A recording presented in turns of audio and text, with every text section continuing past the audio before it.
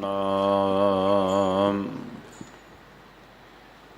ਵਾਹਿਗੁਰੂ ਸਾਹਿਬ ਜੀ।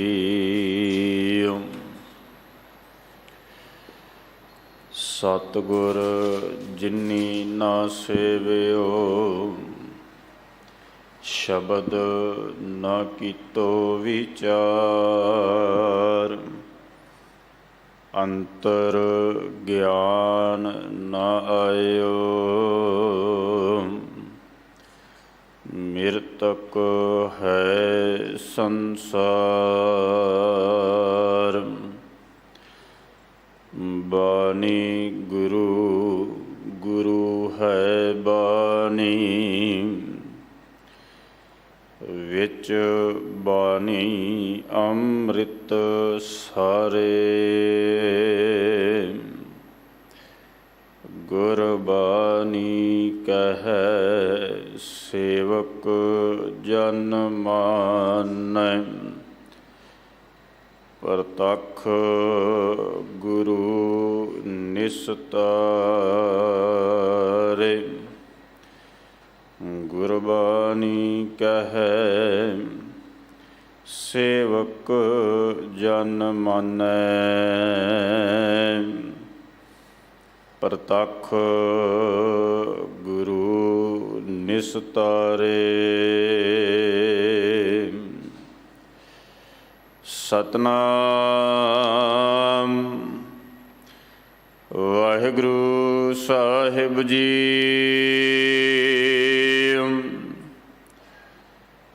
ਰਾਗ ਗੁਜਰੀ ਮਹੱਲਾ ਪੰਜਵਾਂ।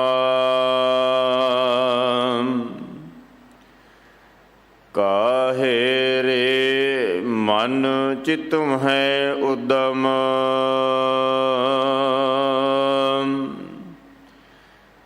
ਜਾ ਆਹਰ ਹਰ ਜੀਉ ਪਰਿਆ। ਸੈਲ ਪੱਥਰ ਮਹਿ ਜੰਤ ਉਪਾਏ, ਤਾ ਕਾ ਰਿਜਕ ਆਗਹਿ ਕਰ ਧਰਿਆ। ਮੇਰੇ ਮਾਧਵ ਜੀ ਸਤ ਸੰਗਤ ਮਿਲੇ ਸੋ ਤਰਿਆ।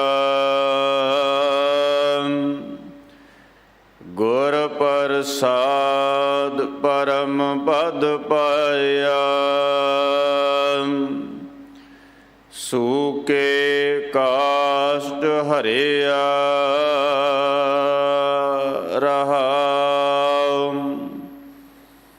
ਜਨਨ ਪਿਤਾ ਲੋਕ ਸੁਤ ਬੰਤਾ, ਕੋਇ ਨਾ ਕਿਸ ਕੀ ਧਰਿਆ। ਸਿਰ ਸਿਰ ਰਿਜ਼ਕ ਸੰਭਾਹੇ ਠਾਕੁਰ,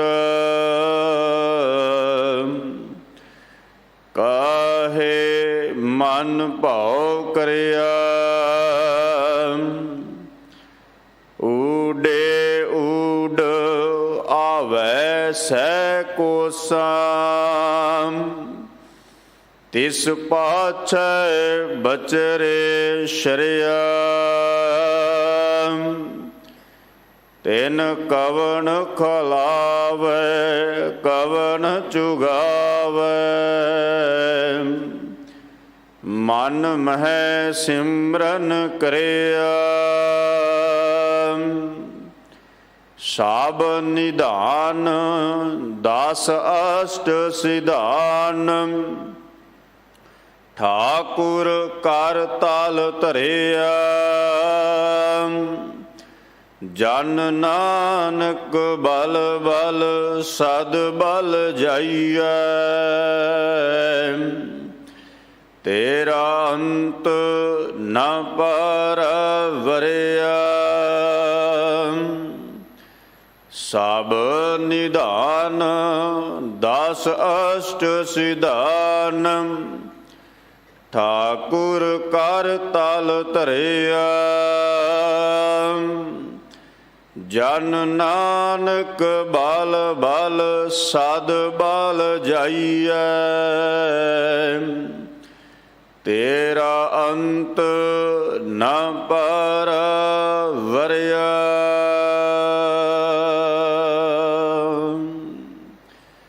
ਵਾਹਿਗੁਰੂ ਜੀ ਕਾ ਖਾਲਸਾ, ਵਾਹਿਗੁਰੂ ਜੀ ਕੀ ਫਤਿਹ। ਗੁਰੂ ਦਰ ਤੇ ਹਾਜ਼ਰ, ਗੁਰੂ ਸਵਾਰੀ, ਗੁਰੂ ਪਿਆਰੀ ਸਾਧ ਸੰਗਤ ਜੀ, ਅੱਜ ਦਾ ਪਾਵਨ ਪਵਿੱਤਰ ਸ਼ਬਦ ਸੋ ਦਰ ਬਾਣੀ ਦਾ 5ਵਾਂ ਸ਼ਬਦ ਗੁਰੂ ਗ੍ਰੰਥ ਸਾਹਿਬ ਪਾਤਸ਼ਾਹ ਜੀ ਦੇ 10 ਅੰਗ ਤੇ ਸ਼ੋਭਨੀਕ ਇਸ ਪਾਵਨ ਪਵਿੱਤਰ ਸ਼ਬਦ ਦੀ ਵਿਚਾਰ ਭਾਈ ਨਵਨੀਤ ਸਿੰਘ ਜੀ ਆਪ ਜੀ ਨੂੰ ਸ਼ਰਵਣ ਕਰਵਾਉਣਗੇ। ਇੱਕ ਦਿਨ ਦਾ ਭਾਈ ਸਾਹਿਬ ਜੀ ਦਾ ਸਮਾਂ ਹੈ। ਪ੍ਰਬੰਧਕ ਸੇਵਾਦਾਰਾਂ ਵੱਲੋਂ ਭਾਈ ਸਾਹਿਬ ਜੀ ਦਾ ਧੰਨਵਾਦ। ਜੋ ਨਿਤਾ ਪ੍ਰਤੀ ਆਪ ਸੰਗਤ ਪ੍ਰਤੀ ਬੇਨਤੀਆਂ ਕੀਤੀਆਂ ਜਾਂਦੀਆਂ ਨੇ। 25 ਜੂਨ ਦਿਨ ਸ਼ਨੀਵਾਰ ਸਿੱਖ ਕੌਮ ਦੇ ਮਹਾਨ ਜਰਨੈਲ ਬਾਬਾ ਬੰਦਾ ਸਿੰਘ ਜੀ ਬਹਾਦਰ ਤਿੰਨਾਂ ਦਾ ਸ਼ਹੀਦੀ ਦਿਹਾੜਾ ਗੁਰਦੁਆਰਾ ਬਾਬਾ ਬੰਦਾ ਸਿੰਘ ਜੀ ਬਹਾਦਰ ਮਹਿਰੋਲੀ ਵਿਖੇ ਮਨਾਇਆ ਜਾ ਰਿਹਾ ਹੈ। 26 ਜੂਨ ਦਿਨ ਐਤਵਾਰ, ਜੋ 24 ਜੂਨ ਤੋਂ ਲੈ ਕੇ 25 ਜੂਨ ਤੱਕ ਵੱਖ-ਵੱਖ ਸਿੰਘ ਸਭਾਵਾਂ ਦੇ ਵਿੱਚ ਵੱਖ-ਵੱਖ ਇਲਾਕਿਆਂ ਦੇ ਵਿੱਚ ਗੁਰਮਤਿ ਕੈਂਪ ਬੱਚਿਆਂ ਦੇ ਲਗਾਏ ਜਾ ਰਹੇ ਨੇ, ਜਿਸ ਵਿੱਚ ਬੱਚਿਆਂ ਨੂੰ ਪੰਜਾਬੀ ਪੜ੍ਹਨੀ, ਪੰਜਾਬੀ ਬੋਲਣੀ, ਗੁਰਮਤਿ ਬਾਰੇ ਜਾਣੂ ਕਰਵਾਇਆ ਜਾ ਰਿਹਾ ਹੈ। ਜਿੱਥੇ ਆਪ ਸੰਗਤਾਂ ਉਹਨਾਂ ਕੈਂਪਾਂ ਵਿੱਚ ਵੱਧ ਚੜ੍ਹ ਕੇ ਹਾਜ਼ਰੀਆਂ ਆਪਣੇ ਬੱਚਿਆਂ ਸਮੇਤ ਭਰ ਰਹੇ ਹੋ, ਉੱਥੇ 26 ਜੂਨ ਦਿਨ ਐਤਵਾਰ ਗੁਰਦੁਆਰਾ ਰਕਾਬਗੰਜ ਸਾਹਿਬ ਵਿਖੇ ਭਾਈ ਲੱਖੀ ਸ਼ਾਹ ਵਣਜਾਰਾ ਹਾਲ ਵਿੱਚ ਵਿਸ਼ੇਸ਼ ਗੁਰਮਤਿ ਸਮਾਗਮ ਸਵੇਰੇ 9 ਵਜੇ ਤੋਂ ਦੁਪਹਿਰ ਤੱਕ ਕਰਵਾਇਆ ਜਾ ਰਿਹਾ ਹੈ। ਆਪ ਸੰਗਤਾਂ ਪ੍ਰਤੀ ਬੇਨਤੀ ਹੈ, ਵੱਧ ਤੋਂ ਵੱਧ ਆਪਣੇ ਬੱਚਿਆਂ ਸਮੇਤ ਹਾਜ਼ਰੀਆਂ ਭਰੋ। ਬੱਚਿਆਂ ਨਾਲ ਪੰਜਾਬੀ ਵਿੱਚ ਗੱਲ ਕਰੋ, ਪੰਜਾਬੀ ਪੜ੍ਹਨੀ, ਪੰਜਾਬੀ ਲਿਖਣੀ, ਗੁਰਮਤਿ ਤੋਂ ਜਾਣੂ ਕਰਵਾਉਣਾ ਇਹ ਸਾਡਾ ਫਰਜ਼ ਬਣਦਾ ਹੈ ਕਿ ਅਸੀਂ ਆਪਣੇ ਬੱਚਿਆਂ ਨੂੰ ਆਪਣੇ ਸਿੱਖ ਕੌਮ ਦੇ ਇਤਿਹਾਸ ਤੋਂ ਜਾਣੂ ਕਰਵਾ ਸਕੀਏ, ਗੁਰਮੁਖੀ ਤੋਂ ਜਾਣੂ ਕਰਵਾ ਸਕੀਏ, ਜੋ ਕਿ ਦਿੱਲੀ ਸਿੱਖ ਗੁਰਦੁਆਰਾ ਪ੍ਰਬੰਧਕ ਕਮੇਟੀ, ਧਰਮ ਪ੍ਰਚਾਰ ਕਮੇਟੀ ਆਪਣਾ ਫਰਜ਼ ਸਮਝਦਿਆਂ ਹੋਇਆਂ ਵੱਖ-ਵੱਖ ਇਲਾਕਿਆਂ ਦੇ ਵਿੱਚ ਸਿੰਘ ਸਭਾਵਾਂ ਦੇ ਵਿੱਚ ਕੈਂਪ ਲਗਾ ਰਹੇ ਨੇ। ਹਰ ਐਤਵਾਰ ਇਸ ਪਾਵਨ ਅਸਥਾਨ 'ਤੇ ਖੰਡੇ ਬਾਟੇ ਦੀ ਪਹੁਲ ਅੰਮ੍ਰਿਤ ਛਕਾਇਆ ਜਾਂਦਾ ਹੈ। ਜਿਨ੍ਹਾਂ ਅਜੇ ਤੱਕ ਅੰਮ੍ਰਿਤ ਨਹੀਂ ਛਕਿਆ, ਬੇਨਤੀ ਹੈ ਭਾਈ ਅੰਮ੍ਰਿਤ ਛਕੋ, ਗੁਰੂ ਵਾਲੇ ਬਣੋ। ਜਥੇਦਾਰ ਬਾਬਾ ਬਚਨ ਸਿੰਘ ਜੀ ਅਤੇ ਤਿੰਨਾਂ ਦੇ ਸਹਿਯੋਗੀ ਪਾਵਨ ਇਤਿਹਾਸਕ ਗੁਰਧਾਮਾਂ ਦੀ ਕਾਰ ਸੇਵਾ ਕਰਵਾ ਰਹੇ ਨੇ। ਵੱਧ ਤੋਂ ਵੱਧ ਸੇਵਾ ਕਰਕੇ ਆਪਣਾ ਜੀਵਨ ਸਤਿਗੁਰੂ ਨੂੰ ਸਮਰਪਿਤ ਕਰੋ। ਆਓ ਅਗਲੇ ਸਮੇਂ ਵਾਸਤੇ ਸਤਿਗੁਰਾਂ ਦੇ ਪਾਵਨ ਸ਼ਬਦ ਦੀ ਵਿਚਾਰ ਸਰਵਣ ਕਰੀਏ ਜੀ। ਵਾਹਿਗੁਰੂ ਜੀ ਕਾ ਖਾਲਸਾ, ਵਾਹਿਗੁਰੂ ਜੀ ਕੀ ਫਤਿਹ।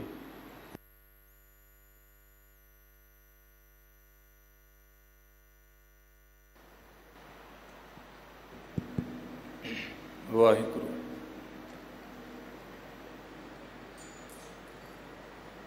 ਸਤਨਾਮ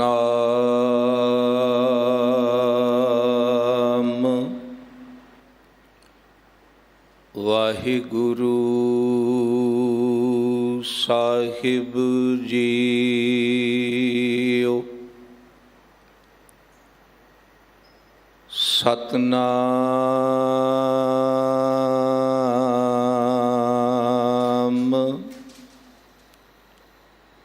ਵਾਹਿਗੁਰੂ ਸਾਹਿਬ ਜੀਓ। ਭੁਜ ਬਲ ਬੀਰ ਬ੍ਰਹਮ ਸੁਖ ਸਾਗਰ,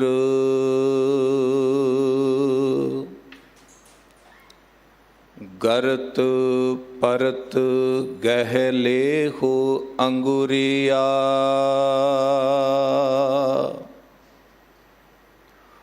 श्रवण न सुरत नैन सुंदर नहीं,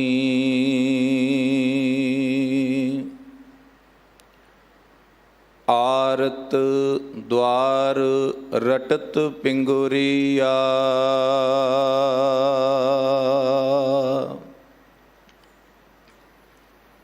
दीनानाथ अनाथ करुणा में,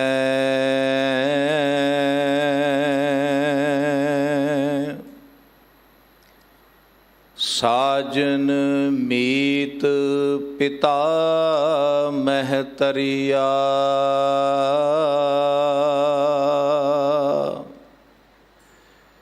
चरण कवल हृदय गह नानक,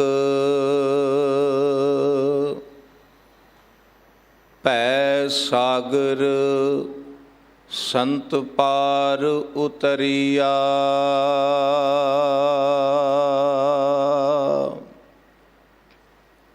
चरण कवल हृदय गह नानक, भै सागर संत पार उतरिया।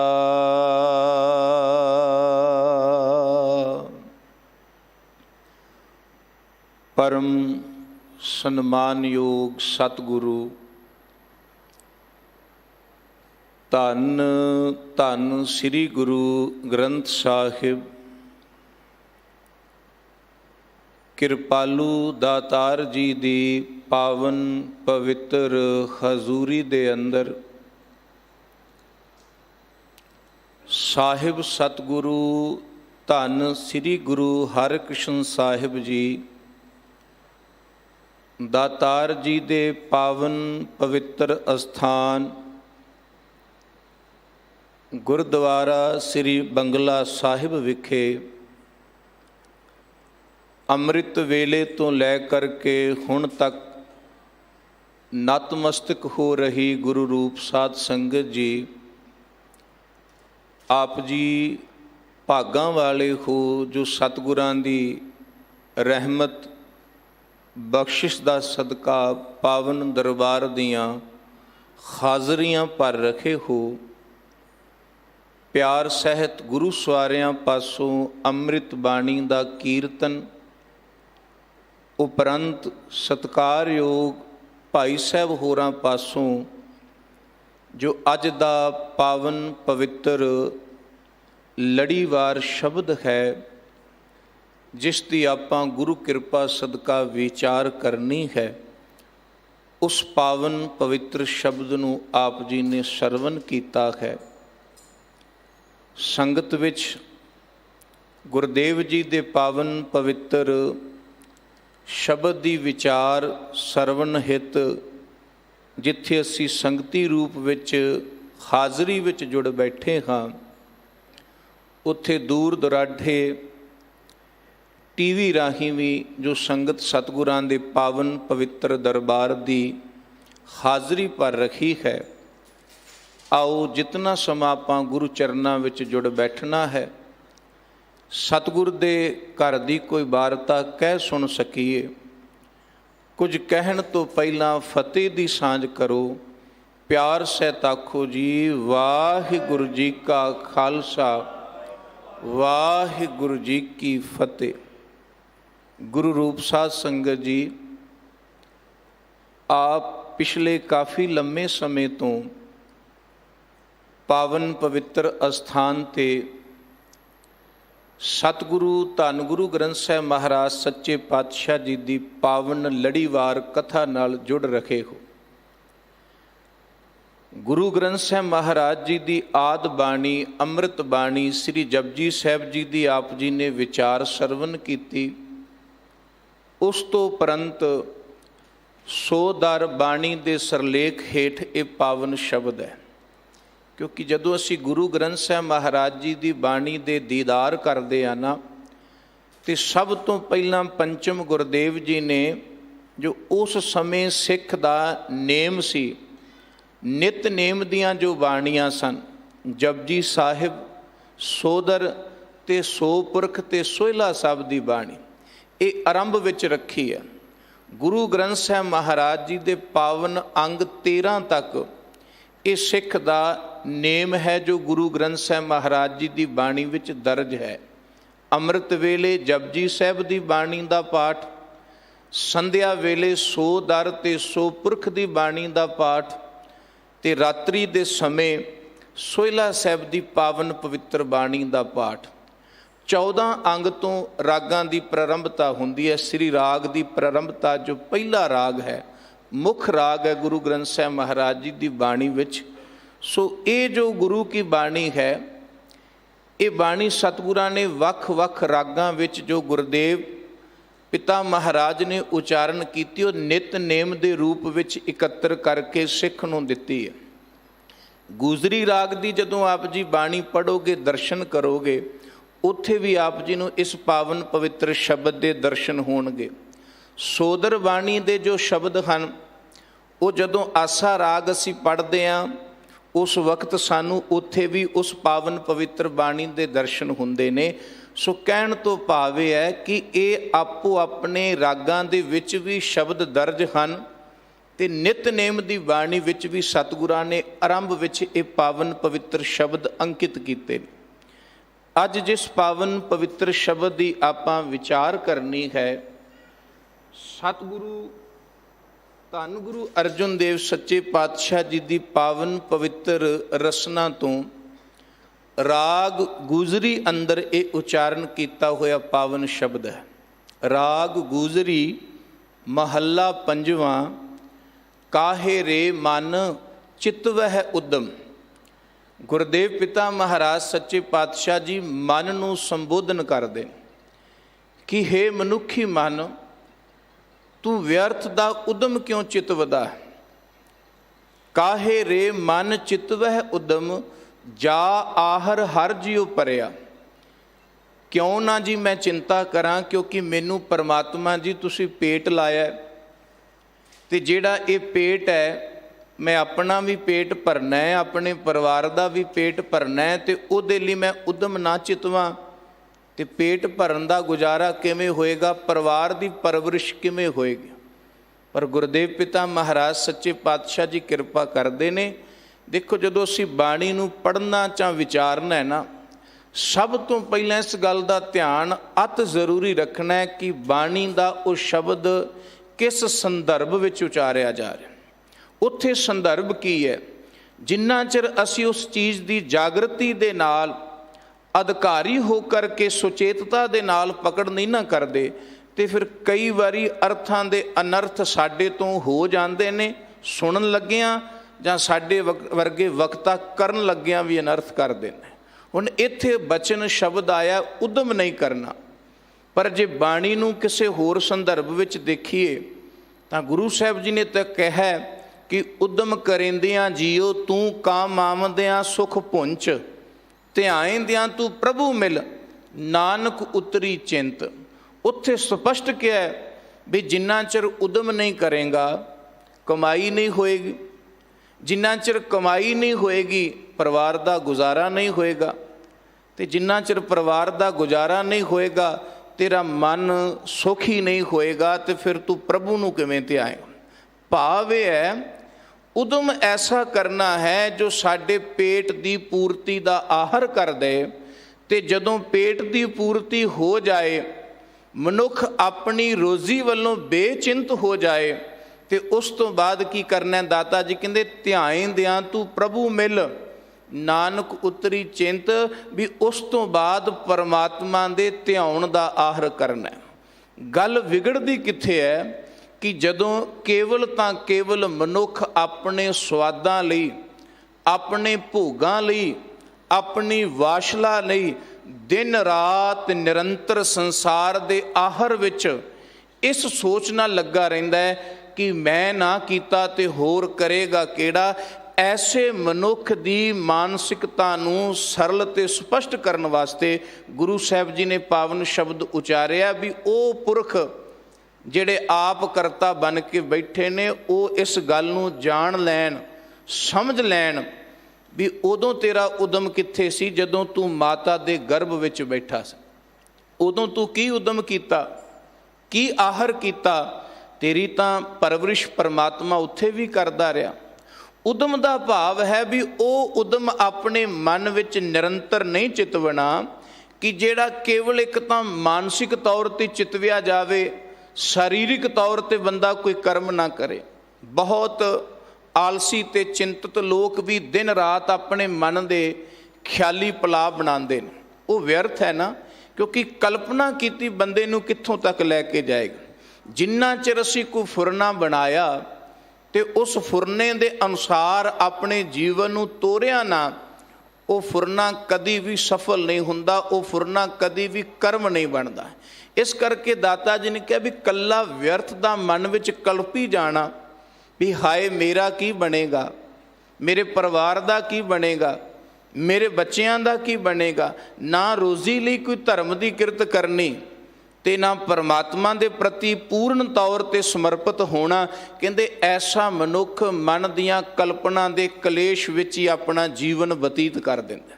ਐਸੇ ਪੁਰਖ ਨੂੰ ਸੰਬੋਧਨ ਕੀਤਾ, ਐਸੇ ਮਨ ਨੂੰ ਜੋ ਵਿਅਰਥ ਦੇ ਉਦਮ, ਵਿਅਰਥ ਦੇ ਕਲੇਸ਼ ਤੇ ਤ੍ਰਿਸ਼ਨਾ ਤੇ ਭੋਗਾਂ ਦੀ ਲਾਲਸਾ ਵਿੱਚ ਬੱਝਾ ਦਿਨ ਰਾਤ ਉਹੀ ਆਹਰ ਕਰਦਾ ਵੀ ਮੇਰਾ ਪੇਟ ਭਰ ਜਾਏ, ਮੇਰਾ ਪੇਟ ਭਰ ਜਾਏ।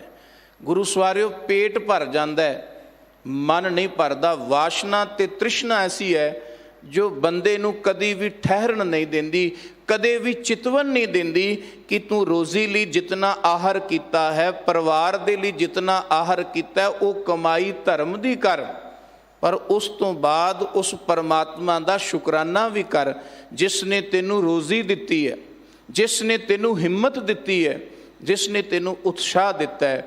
ਮਨੁੱਖ ਸਾਰਾ ਕੁਝ ਦਰਕਿਨਾਰ ਕਰ ਦਿੰਦਾ, ਜਾਂ ਤੇ ਇੰਨਾ ਕੁ ਖਚਤ ਹੋ ਜਾਂਦਾ ਸੰਸਾਰ ਵਿੱਚ ਕਿ ਰੱਬ ਨੂੰ ਹੀ ਵਿਸਾਰ ਦਿੰਦਾ, ਤੇ ਜਾਂ ਇੰਨਾ ਕੁ ਆਲਸੀ ਹੋ ਜਾਂਦਾ ਕਿ ਮਾਲਕ ਪਰਮਾਤਮਾ ਜਾਂ ਦੁਨੀਆ ਦੇ ਉੱਤੇ ਉਲਾਂਭੇ ਕੱਢਣੇ ਸ਼ੁਰੂ ਕਰ ਦਿੰਦਾ। ਹਰ ਨਾਕਾਮ ਉਲਾਮਾ ਕੌਣ ਦੇਗਾ? ਹਰ ਉਹ ਨਾਕਾਮ ਪੁਰਸ਼ ਉਲਾਮਾ ਦੇਗਾ ਜਿਹਨੇ ਕੋਈ ਆਹਰ ਨਹੀਂ ਕੀਤਾ, ਜਿਹਨੇ ਕੋਈ ਉਦਮ ਨਹੀਂ ਕੀਤਾ, ਤੇ ਫਿਰ ਆਪਣੀ ਨਾਕਾਮੀ ਦਾ ਉਲਾਮਾ ਸਫਲ ਲੋਕਾਂ ਦੇ ਸਿਹਰੇ 'ਤੇ ਮੜ ਦਿੰਦਾ, ਚਿਹਰੇ 'ਤੇ ਮੜ ਦਿੰਦਾ। ਇਸ ਕਰਕੇ ਦਤਾਰ ਪਿਤਾ ਮਹਾਰਾਜ ਜੀ ਨੇ ਦੇਖੋ ਉਦਮ ਕਰਨਾ ਹਰ ਪ੍ਰਾਣੀ ਮਾਤਰ ਕਰਦਾ, ਇਕੱਲਾ ਮਨੁੱਖ ਨਹੀਂ। ਇੱਥੋਂ ਤੱਕ ਕਿ ਗੁਰੂ ਸਾਹਿਬ ਜੀ ਨੇ ਕਿਹਾ ਵੀ ਪਰਮਾਤਮਾ ਖੁਦ ਉਦਮੀ ਹੈ, ਉਹ ਕਰਤਾ ਹੈ। ਜਿੰਨਾ ਚਿਰ ਕੋਈ ਉਦਮ ਨਹੀਂ ਕਰੇਗਾ ਉਹ ਕਰਤਾ ਕਿਸੇ ਚੀਜ਼ ਦਾ ਬਣ ਨਹੀਂ ਸਕਦਾ। ਪਰਮਾਤਮਾ ਨੇ ਕੁਦਰਤ ਬਣਾਈ, ਸੰਸਾਰ ਬਣਾਇਆ, ਸ੍ਰਿਸ਼ਟ ਬਣਾਈ, ਉਹਦਾ ਕਰਤਾ ਹੈ ਤੇ ਇੱਕ ਵਾਰੀ ਬਣਾ ਕੇ ਖਲੋ ਨਹੀਂ ਗਿਆ। ਦਾਤਾ ਜੀ ਕਹਿੰਦੇ ਨਿਰੰਤਰ ਹੀ ਉਹਦੀ ਇੱਕ ਕਾਰ ਚੱਲ ਰਹੀ ਹੈ, ਇੱਕ ਰਸ ਚੱਲ ਰਹੀ ਹੈ। ਉਹ ਘੜਦਾ, ਮਿਟਾਉਂਦਾ, ਬਣਾਉਂਦਾ, ਫਿਰ ਮਿਟਾਉਂਦਾ। ਇਹ ਲਗਾਤਾਰ ਚੱਲ ਰਿਹਾ ਸਿਲਸਿਲਾ। ਉਹ ਪਰਮਾਤਮਾ ਆਪ ਕਿਤਨਾ ਉਦਮੀ ਹੈ। ਤੇ ਦੂਸਰੀ ਵਾਰਤਾ, ਤੇਰੇ ਆਹਰ ਦਾ ਉਸ ਨੂੰ ਬਹੁਤ ਜ਼ਿਆਦਾ ਫਿਕਰ ਹੈ। ਤੇਰੇ ਪ੍ਰਤੀ ਸ਼ਾਇਦ ਤੂੰ ਇਤਨਾ ਫਿਕਰਮੰਦ ਨਾ ਹੋਵੇਂ ਜਿਤਨਾ ਅਕਾਲ ਪੁਰਖ ਵਾਹਿਗੁਰੂ ਹੈ। ਗੁਰੂ ਸਾਹਿਬ ਜੀ ਕਹਿੰਦੇ ਇਹ ਸਵਾਲ ਉੱਠੇਗਾ ਵੀ ਕਿਵੇਂ?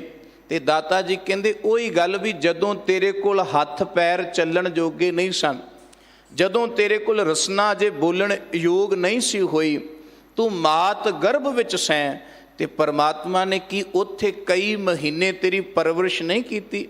ਧੰਨ ਗੁਰੂ ਅਮਰਦਾਸ ਸੱਚੇ ਪਾਤਸ਼ਾਹ ਜੀ ਦੇ ਅਸੀਂ ਬਚਨ ਪੜ੍ਹਦੇ ਹਾਂ, ਮਾਤਾ ਕੇ ਉਦਰ ਮਹਿ ਪ੍ਰਤਪਾਲ ਕਰੈ ਸੋ ਕਿਉ ਮਨੋ ਵਿਸਾਰੀਐ। ਉਦਰ ਕਹਿੰਦੇ ਪੇਟ ਵਿੱਚ, ਕੁੱਖ ਵਿੱਚ।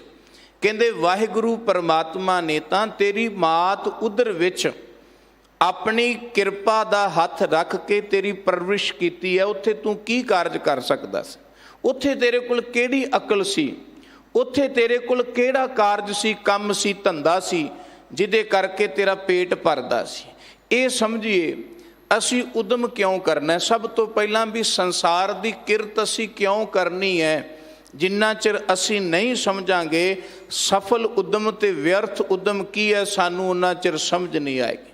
ਅੱਜ ਸਾਰੀ ਕਾਇਨਾਤ ਉਦਮ ਵਿੱਚ ਲੱਗੀ ਹੋਈ ਹੈ, ਕੰਮ ਕਰ ਰਹੀ ਹੈ। ਹਰ ਬੰਦਾ ਕੰਮ ਦੀ ਜਾਂ ਭਾਲ ਵਿੱਚ ਹੈ, ਜਾਂ ਕੰਮ ਵਿੱਚ ਮਸ਼ਰੂਫ ਹੈ, ਜਾਂ ਕੰਮ ਵਿੱਚ ਗਲਤਾਨ ਹੈ। ਪਰ ਅਸੀਂ ਇਹ ਕਾਰਜ ਕਰ ਕਿਉਂ ਰਹੇ ਹਾਂ? ਦੁਨੀਆ ਦੀ ਕੀਤੀ ਹੋਈ ਕਿਰਤ ਦਾ ਸਿਰਫ ਇੱਕੋ ਇੱਕ ਕਾਰਜ ਹੈ ਕਿ ਉਹ ਸਾਡਾ ਤੇ ਸਾਡੇ ਪਰਿਵਾਰ ਦਾ ਗੁਜ਼ਾਰਾ ਕਰਦੇ। ਕਿਰਤ ਕਰਨੀ ਹੈ ਗੁਜ਼ਾਰੇ ਵਾਸਤੇ, ਵੀ ਪਰਿਵਾਰ ਦਾ ਜਿੰਨਾ ਚਿਰ ਅਸੀਂ ਜਿਉਂ ਰਹੇ ਹਾਂ ਗੁਜ਼ਾਰਾ ਹੋ ਜਾਏ, ਜੀਵਨ ਜਿਹੜਾ ਹੈ ਉਹ ਆਹਿਸਤਾ ਤੇ ਸਫਲਾ ਬਤੀਤ ਹੋ ਜਾਏ। ਪਰ ਬਾਕੀ ਦਾ ਸਮਾਂ ਹਰ ਬੰਦਾ ਕੰਮ ਕਰਕੇ ਨਾ ਸਮਾਂ ਬਚਾਉਂਦਾ ਹੈ। ਅੱਜ ਜਿਤਨਾ ਕੁ ਸਾਡੇ ਕੋਲ ਸਾਧਨ ਹੋ ਗਿਆ, ਜਿਹੜੇ ਕਾਰਜ ਕਈ ਦਿਨਾਂ ਵਿੱਚ ਹੁੰਦੇ ਸਨ ਉਹ ਬੰਦਾ ਅੱਜ ਕਈ ਘੰਟਿਆਂ ਵਿੱਚ ਕਰ ਦਿੰਦਾ, ਤੇ ਜਿਹੜਾ ਕੰਮ ਕਈ ਘੰਟਿਆਂ ਵਿੱਚ ਹੁੰਦਾ ਸੀ ਅੱਜ ਉਹ ਕਈ ਮਿੰਟਾਂ ਦੇ ਵਿੱਚ ਹੋਣ ਲੱਗ ਗਿਆ। ਪਰ ਮਨੁੱਖ ਸੋਚੇ ਵੀ ਮੈਂ ਮਹੀਨਿਆਂ ਦਾ ਸਮਾਂ ਬਚਾ ਕੇ ਦਿਨਾਂ ਤੇ ਆਇਆ, ਦਿਨਾਂ ਨੂੰ ਮੈਂ ਘੰਟਿਆਂ ਵਿੱਚ ਤਬਦੀਲ ਕੀਤਾ ਤੇ ਘੰਟਿਆਂ ਨੂੰ ਖਿਣਾਂ ਵਿੱਚ ਤਬਦੀਲ ਕਰ ਦਿੱਤਾ। ਇੰਨਾ ਸਮਾਂ ਮੈਂ ਬਚਾ ਲਿਆ, ਪਰ ਆਪਣੇ ਅੰਦਰ ਅਸੀਂ ਝਾਤ ਮਾਰੀਏ ਵੀ ਸਾਡੇ ਕੋਲ ਸਮਾਂ ਬਚਿਆ, ਅਸੀਂ ਵਿਹਲੇ ਹੋਏ ਹਾਂ ਕਿ ਅਸੀਂ ਜ਼ਿਆਦਾ ਸੰਸਾਰ ਵਿੱਚ ਗਲਤਾਨ ਹੋ ਗਏ ਹਾਂ। ਜਿਤਨਾ ਸਮਾਂ ਬਚਿਆ ਉਹ ਬਚਿਆ ਹੋਇਆ ਸਮਾਂ ਵੀ ਬੰਦੇ ਨੇ ਵਿਅਰਥ ਦੇ ਕਾਰਜਾਂ ਵਿੱਚ ਖਚਤ ਕਰ ਦਿੱਤਾ। ਫਿਰ ਉਸ ਬਚਾਅ ਦਾ ਕੀ ਫਾਇਦਾ? ਮਾਨੋ ਬੰਦਾ ਕੋਈ ਆਪਣੀ ਪੂੰਜੀ ਬਚਾਏ ਤੇ ਉਸ ਪੂੰਜੀ ਦੇ ਨਾਲ ਕੋਈ ਐਸੀ ਵਸਤੂ ਖਰੀਦ ਲਏ ਜੋ ਉਹਦੀ ਤੇ ਉਹਦੇ ਪਰਿਵਾਰ ਦਾ ਘਾਣ ਕਰ ਦੇ। ਇਸ ਤੋਂ ਤੇ ਉਹ ਵਸਤੂ, ਉਹ ਪੂੰਜੀ, ਉਹ ਰਾਸ ਬੰਦਾ ਬਚਾਉਂਦਾ ਹੀ ਨਾ। ਬੰਦੇ ਨੇ ਸਮਾਂ ਬੜਾ ਬਚਾਇਆ, ਪਰ ਉਸ ਸਮੇਂ ਨੂੰ ਫਿਰ ਵਿਅਰਥ ਦੇ ਕੰਮਾਂ ਦੇ ਵਿੱਚ ਖਚਤ ਕਰ ਦਿੱਤਾ।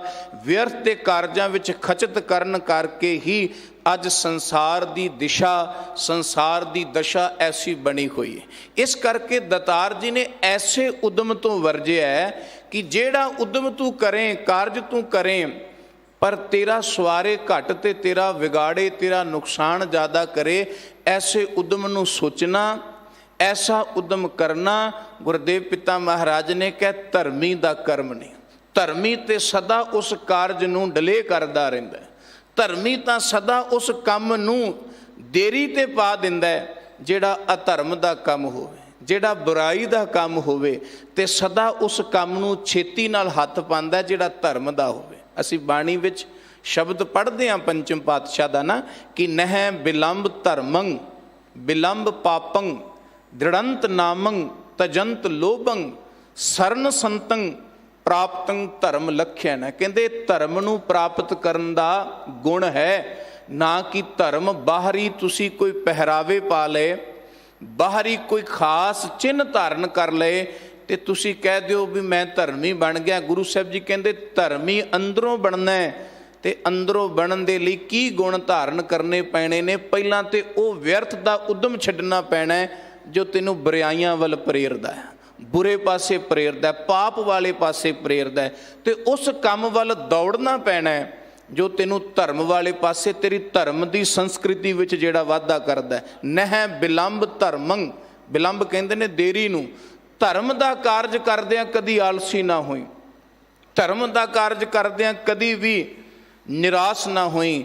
ਬਿਲੰਬ ਪਾਪੰ, ਪਰ ਜਦੋਂ ਕਿਤੇ ਪਾਪ ਕਰਮ ਕਰਨ ਦਾ ਤੇਰੇ ਤੇ ਕੋਈ ਭਾਰ ਪਾ ਦੇ, ਗੁਰੂ ਸਾਹਿਬ ਜੀ ਕਹਿੰਦੇ ਉਹਨੂੰ ਬਿਲੰਬ ਕਰਦਾ ਰਹੀਂ, ਦੇਰ ਕਰਦਾ। ਦ੍ਰਿੜੰਤ ਨਾਮੰ, ਪਰ ਨਾਮ ਨਹੀਂ ਛੱਡਣਾ, ਪਰਮੇਸ਼ਵਰ ਦੀ ਯਾਦ। ਵੇਖੋ ਉਦਮ ਤਾਂ ਬੰਦੇ ਤੋਂ ਜ਼ਿਆਦਾ ਹੋਰ ਜੀਵ ਕਰਦੇ ਨੇ, ਸਾਡੇ ਨਾਲੋਂ ਜ਼ਿਆਦਾ ਉਦਮੀ ਤਾਂ ਕੀੜੇ ਮਕੌੜੇ ਨੇ, ਦਿਨ ਰਾਤ ਨਿਰੰਤਰ ਉਦਮ ਕਰਦੇ ਨੇ ਆਹਾਰ ਲਈ। ਪਸ਼ੂ ਪੰਛੀ ਨੇ, ਕਿੰਨੀਆਂ ਉਡਾਰੀਆਂ ਮਾਰਦੇ ਨੇ, ਇਕੱਲਾ ਬੰਦਾ ਨਹੀਂ ਪਰਦੇਸੀ ਹੁੰਦਾ ਰੋਜ਼ੀ ਵਾਸਤੇ।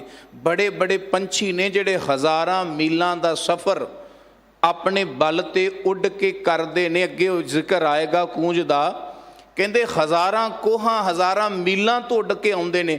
ਕਾਹਦੇ ਲਈ ਆਉਂਦੇ ਨੇ? ਬੰਦਾ ਤੇ ਨਵੇਂ ਨਵੇਂ ਰੰਗ ਤਮਾਸ਼ੇ ਵੀ ਵੇਖਣ ਚਲਾ ਜਾਂਦਾ ਹੈ, ਪਰ ਗੁਰੂ ਸਾਹਿਬ ਕਹਿੰਦੇ ਪੰਛੀ ਇੱਕ ਚੀਜ਼ ਲਈ ਆਉਂਦੇ ਨੇ, ਆਪਣੇ ਪੇਟ ਨੂੰ ਭਰਨ ਵਾਸਤੇ, ਆਪਣੇ ਜੀਵਨ ਨੂੰ ਬਚਾਉਣ ਵਾਸਤੇ। ਕੀੜੇ ਮਕੌੜੇ ਨੇ, ਹੋਰ ਅਨੇਕਾਂ ਤਰ੍ਹਾਂ ਦੇ ਜੀਵ ਜਾਨਵਰ ਨੇ, ਉਹ ਸਾਰੇ ਹੀ ਰੋਜ਼ੀ ਲਈ ਦੌੜਦੇ ਨੇ, ਭੱਜਦੇ ਨੇ, ਤੇ ਮਨੁੱਖ ਵੀ ਭੱਜਦਾ ਹੈ। ਫਿਰ ਫਰਕ ਕਿੱਥੇ ਹੈ? ਵੀ ਮਨੁੱਖ ਮਹਾਨ ਹੈ, ਮਨੁੱਖ ਸਰਦਾਰ ਹੈ, ਜੂਨੀਆਂ ਦਾ, ਸ੍ਰਿਸ਼ਟੀ ਦਾ, ਕੁੱਲ ਮਖਲੂਕਾਤ ਦਾ ਸਰਦਾਰ ਹੈ ਮਨੁੱਖ। ਤੇ ਸਾਰੀ ਮਖਲੂਕਾਤ ਦੇ ਵਿੱਚ ਪਰਮਾਤਮਾ ਦੀ ਦੇ ਵਿੱਚ ਹਰ ਜੀਵ ਕਿਰਤੀ ਹੈ, ਹਰ ਜੀਵ ਕਿਰਤ ਕਰ ਰਿਹਾ ਹੈ। ਪਰ ਮਨੁੱਖ ਦੀ ਕਿਰਤ ਕੱਲੀ ਪੇਟ ਪੂਰਤੀ ਵਾਸਤੇ ਨਹੀਂ। ਮਨੁੱਖ ਨੇ ਇੱਕ ਕਿਰਤੀ ਉਹ ਕਰਨੀ ਹੈ, ਇੱਕ ਕਿਰਤ ਉਹ ਕਰਨੀ ਹੈ ਜਿਹੜੀ ਇਸ ਨੂੰ ਇਸ ਭਰਮ ਵਿੱਚੋਂ, ਇਸ ਚੱਕਰ ਵਿੱਚੋਂ, ਇਸ ਕਾਲ ਦੇ ਚੱਕਰ ਵਿੱਚੋਂ ਮੁਕਤ ਕਰ ਦੇ। ਤੇ ਉਹ ਕਿਹੜੀ ਹੈ? ਦਤਾਰ ਜੀ ਕਹਿੰਦੇ ਦ੍ਰਿੜੰਤ ਨਾਮੰਗ ਤਜੰਤ ਲੋਭੰਗ ਸਰਨ ਸੰਤੰਗ। ਕਹਿੰਦੇ ਰੱਬ ਦੇ ਪਿਆਰਿਆਂ ਦੀ ਸਤ ਸੰਗਤ ਕਰਨੀ। ਇਸੇ ਸ਼ਬਦ ਵਿੱਚ ਆਏਗਾ ਕਿ ਸਤ ਸੰਗਤ ਤੋਂ ਬਿਨਾਂ ਤੇਰੇ ਵਿਅਰਥ ਦੇ ਕਲਪੇ ਉਦਮ ਜਿਹੜੇ ਨੇ ਉਹਨਾਂ ਤੋਂ ਤੂੰ ਮੁਕਤ ਨਹੀਂ ਹੋ ਸਕਦਾ। ਮੈਂ ਅਰਜ਼ ਕਰ ਰਿਹਾ ਸਾਂ ਕਿ ਹਰ ਜੀਵ ਦੌੜ ਭੱਜ ਕਰਦਾ। ਸਾਰ ਕੁਤਾਵਲੀ ਇੱਕ ਬਹੁਤ ਛੋਟਾ ਤੇ ਬੜਾ ਪਿਆਰਾ ਭਾਵਪੂਰ ਗ੍ਰੰਥ ਹੈ ਪੰਡਿਤ ਹਰਦਿਆਲ ਦਾ। ਉਹਦੇ ਵਿੱਚ ਉਹਨਾਂ ਨੇ ਨਾ ਮੁਲਾਂਕਣ ਕੀਤਾ ਵੀ ਜੀਵ ਜੰਤੂ ਤੇ ਮਨੁੱਖ ਦੇ ਵਿੱਚੋਂ ਉੱਤਮ ਮਨੁੱਖ ਨੂੰ ਕਿਉਂ ਮੰਨਿਆ ਗਿਆ। ਵੈਸੇ ਤਾਂ ਗੁਰੂ ਸਾਹਿਬਾਨਾਂ ਨੇ ਵੀ ਕਿਰਪਾ ਕੀਤੀ, ਹੋਰ ਵਿਦਵਾਨਾਂ ਨੇ ਵੀ ਕਿਰਪਾ ਕੀਤੀ ਵੀ ਮਨੁੱਖ ਸਾਰਿਆਂ ਤੋਂ ਉੱਤਮ ਹੈ। ਪਰ ਕਹਿੰਦੇ ਜੇ ਆਪਾਂ ਨਜ਼ਰ ਮਾਰੀਏ ਕਿਸ ਕਰਮ ਤੋਂ ਉੱਤਮ ਹੈ, ਰੋਜ਼ੀ ਕਮਾਉਂਦਾ ਤਾਂ ਕਰਕੇ, ਪਰਿਵਾਰ ਨੂੰ ਪਾਲਦਾ ਤਾਂ ਕਰਕੇ, ਕਹਿੰਦੇ ਉਹ ਤਾਂ ਹਰ ਜੀਵ ਪਾਲਦਾ।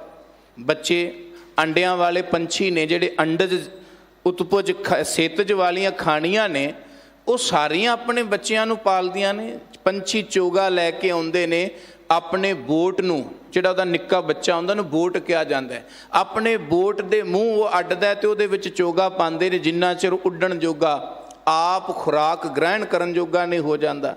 ਮਾਂ ਬਾਪ ਅਸੀਂ ਸਾਰੇ ਆਪਣੇ ਬੱਚਿਆਂ ਨੂੰ ਉਹਨਾਂ ਚਿਰ ਪਾਲਦੇ ਹਾਂ। ਮਾਂ ਉਹਨਾਂ ਚਿਰ ਆਪਣੇ ਬੱਚੇ ਨੂੰ ਦੁੱਧ ਪਿਆਉਂਦੀ ਹੈ ਜਿੰਨਾ ਚਿਰ ਉਹ ਖਾਣ ਜੋਗਾ ਪਦਾਰਥ ਨਹੀਂ ਹੋ ਜਾਂਦਾ।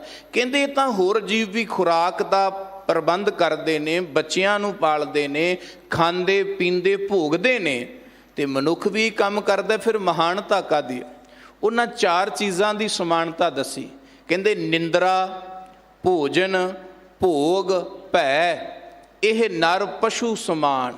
ਕਹਿੰਦੇ ਪਸ਼ੂਆਂ ਪੰਛੀਆਂ ਤੇ ਨਰਾਂ ਵਿੱਚ, ਮਨੁੱਖਾਂ ਵਿੱਚ ਇਹ ਚਾਰ ਚੀਜ਼ਾਂ ਸਮਾਨ ਹੀ ਮਿਲਦੀਆਂ। ਨਿੰਦਰਾ, ਅਸੀਂ ਵੀ ਥੱਕ ਹਾਰ ਕੇ ਨਿੰਦਰਾ ਦੇ ਕੋਲ ਚਲੇ ਜਾਂਦੇ ਹਾਂ, ਨਿੰਦਰਾ ਵਿੱਚ ਚਲੇ ਜਾਂਦੇ ਹਾਂ, ਨੀਂਦ ਵਿੱਚ ਚਲੇ ਜਾਂਦੇ ਹਾਂ। ਤੇ ਸਾਰੀ ਮਖਲੂਕਾਤ ਸੌਂਦੀ ਹੈ। ਕੁਦਰਤ ਦਾ ਹਰ ਇੱਕ ਨਿੱਕੇ ਤੋਂ ਨਿੱਕਾ ਤੇ ਵੱਡੇ ਤੋਂ ਵੱਡਾ ਜੀਵ ਜਦੋਂ ਥੱਕ ਹਾਰ ਜਾਂਦਾ, ਪੇਟ ਭਰ ਲੈਂਦਾ, ਉਹ ਸੌਂ ਜਾਂਦਾ ਹੈ।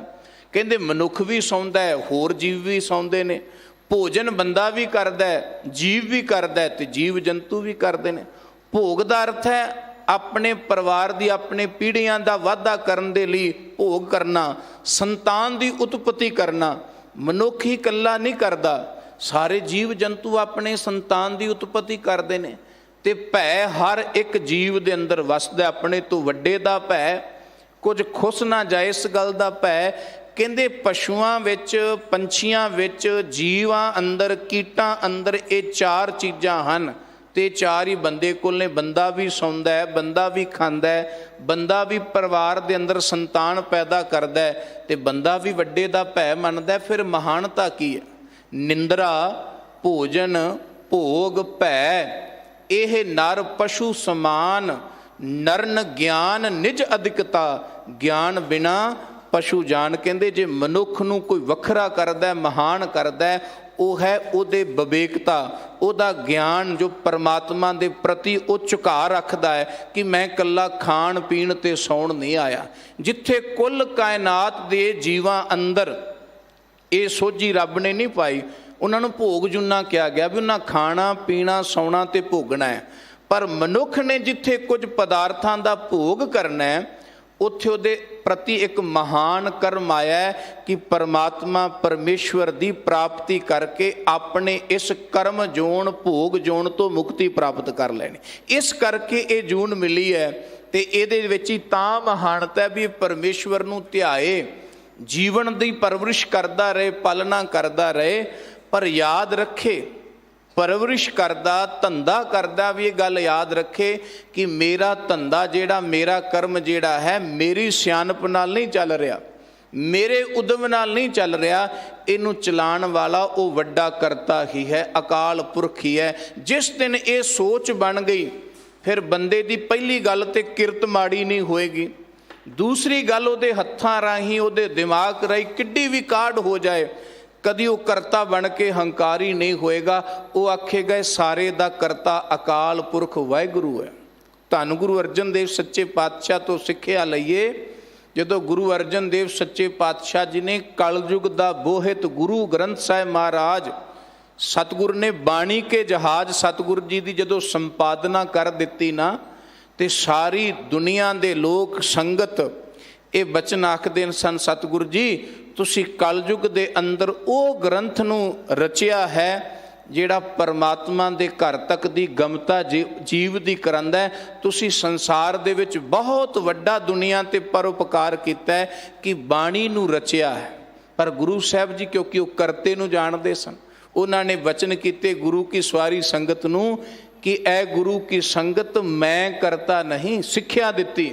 ਹਾਲਾਂਕਿ ਪ੍ਰਤੱਖ ਹਰ ਨੇ ਉਹਨਾਂ ਕਿਹਾ ਇਹ ਤਾਂ ਪਰਮਾਤਮਾ ਨੇ ਆਪ ਕਰਵਾਇਆ ਹੈ, ਮੈਂ ਇਸ ਯੋਗ ਨਹੀਂ। ਤੇਰਾ ਕੀਤਾ ਜਾਤੋ ਨਾਹੀ, ਮੈਨੂੰ ਯੋਗ ਕੀਤੋ ਹੀ ਮੈਂ ਨਿਰਗੁਣਿਆਰੇ। ਨਿਰਗੁਣਿਆਰਾ ਮੰਨਣਾ ਆਪਣੇ ਆਪ ਨੂੰ ਕਦੋਂ ਹੀ ਮੰਨਿਆ ਜਾਏਗਾ?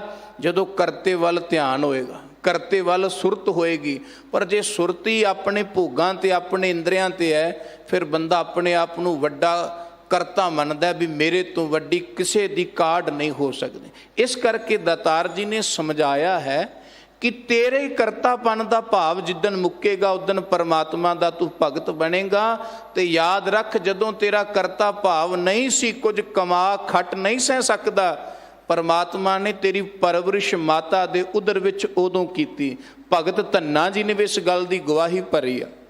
ਉਹਨਾਂ ਬਚਨ ਕੀਤੇ ਨੇ, ਅਸੀਂ ਪੜ੍ਹਦੇ ਹਾਂ, ਰੇ ਚਿਤ ਚੇਤਸ ਕੀਨਾ ਦਿਆਲ ਦਮੋਦਰ ਬਿਬਹਿ ਨ ਜਾਨਸ ਕੋਈ, ਜੇ ਧਾਵੈ ਬ੍ਰਹਮੰਡ ਖੰਡ ਕੋ ਕਰਤਾ ਕਰੇ ਸੋ ਹੋਈ। ਜਨਨੀ ਕੇਰੇ ਉਦਰ ਉਦਕ ਮਹਿ ਪਿੰਡ ਕੀਆ 10 ਦੁਆਰਾ, ਦੇ ਆਹਾਰ ਅਗਨ ਮੈਂ ਰੱਖੈ ਐਸਾ ਖਸਮ ਹਮਾਰਾ। ਕਹਿੰਦੇ ਤੈਨੂੰ ਮਾਤਾ ਦੇ ਉਦਰ ਵਿੱਚ ਅਗਨ ਵਿੱਚ ਪਾਲਿਆ, ਅਗਨ ਵਿੱਚ ਪਾਲਿਆ। ਦੇ ਆਹਾਰ ਅਗਨ ਮਹਿ ਰੱਖੈ ਐਸਾ ਖਸਮ ਹਮਾਰਾ।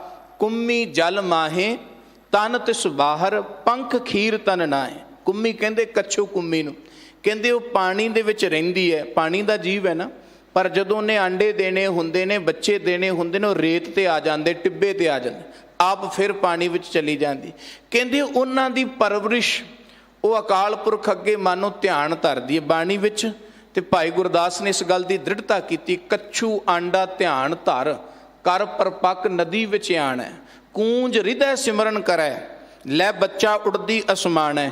ਕਹਿੰਦੇ ਆਪਣੇ ਬੱਚਿਆਂ ਦਾ ਧਿਆਨ ਇੰਨੀ ਪਰਪੱਕਤਾ ਨਾਲ ਕਰਦੇ ਨੇ ਨਾ, ਉਹ ਅਕਾਲ ਪੁਰਖ 'ਤੇ ਆਸ਼ਰਿਤ ਹੋ ਜਾਂਦੇ ਨੇ ਕਿ ਇਹ ਮਾਲਕਾ ਸਾਡਾ ਉਹ ਤੂੰ ਹੀ ਹੈ। ਉਹਨਾਂ ਦਾ ਧਿਆਨ ਐਡਾ ਵੱਡਾ ਸਿਮਰਨ ਬਣ ਜਾਂਦਾ ਹੈ ਕਿ ਉਹਨਾਂ ਦੇ ਬੱਚੇ ਆਪ ਮੁਹਾਰੇ ਉਹਨਾਂ ਕੋਲ ਆ ਜਾਂਦੇ ਨੇ। ਅੱਜ ਸਾਡੇ ਬੱਚੇ ਸਾਡੇ ਕੋਲ ਹੀ ਬੈਠੇ ਨੇ ਤੇ ਅਸੀਂ ਇਸ ਗੱਲ ਦਾ ਅਫਸੋਸ, ਸਰੀਰ ਕਰਕੇ ਹਰ ਪਰਿਵਾਰ ਬੈਠਾ ਹੈ, ਪਰ ਝਾਤ ਮਾਰੀ ਅਸੀਂ ਕੋਲ ਬੈਠੇ, ਗੋਡੇ ਨਾਲ ਗੋਡਾ ਜੋੜ ਕੇ ਬੈਠੇ ਹਾਂ, ਪਰ ਕਿੰਨੇ ਦੂਰ ਆ ਇੱਕ ਦੂਜੇ ਤੋਂ। ਕਿਉਂ? ਕਿਉਂਕਿ ਇੱਕ ਦੂਜੇ ਪ੍ਰਤੀ ਧਿਆਨ ਹੀ ਨਹੀਂ। ਇਹਦੀ ਜ਼ਰੂਰਤ ਕੀ ਹੈ, ਇਹਦੀ ਇੱਛਾ ਕੀ ਹੈ।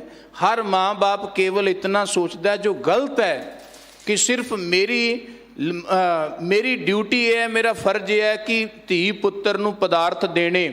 ਜਿੰਨਾ ਚਿਰ ਉਹ ਆਪ ਕਮਾ ਨਹੀਂ ਸਕਦਾ, ਉਹਦੇ ਪੜ੍ਹਨ ਦਾ, ਉਹਦੇ ਲਿਖਣ ਦਾ, ਉਹਦੇ ਖਾਣ ਪੀਣ ਦਾ ਪ੍ਰਬੰਧ ਕਰਨਾ। ਗੁਰੂ ਸਵਾਰਿਓ, ਇਹ ਉਹਦੇ ਸਰੀਰ ਦੇ ਪਾਲਣ ਦੀ ਪਰਵਰਿਸ਼ ਹੈ।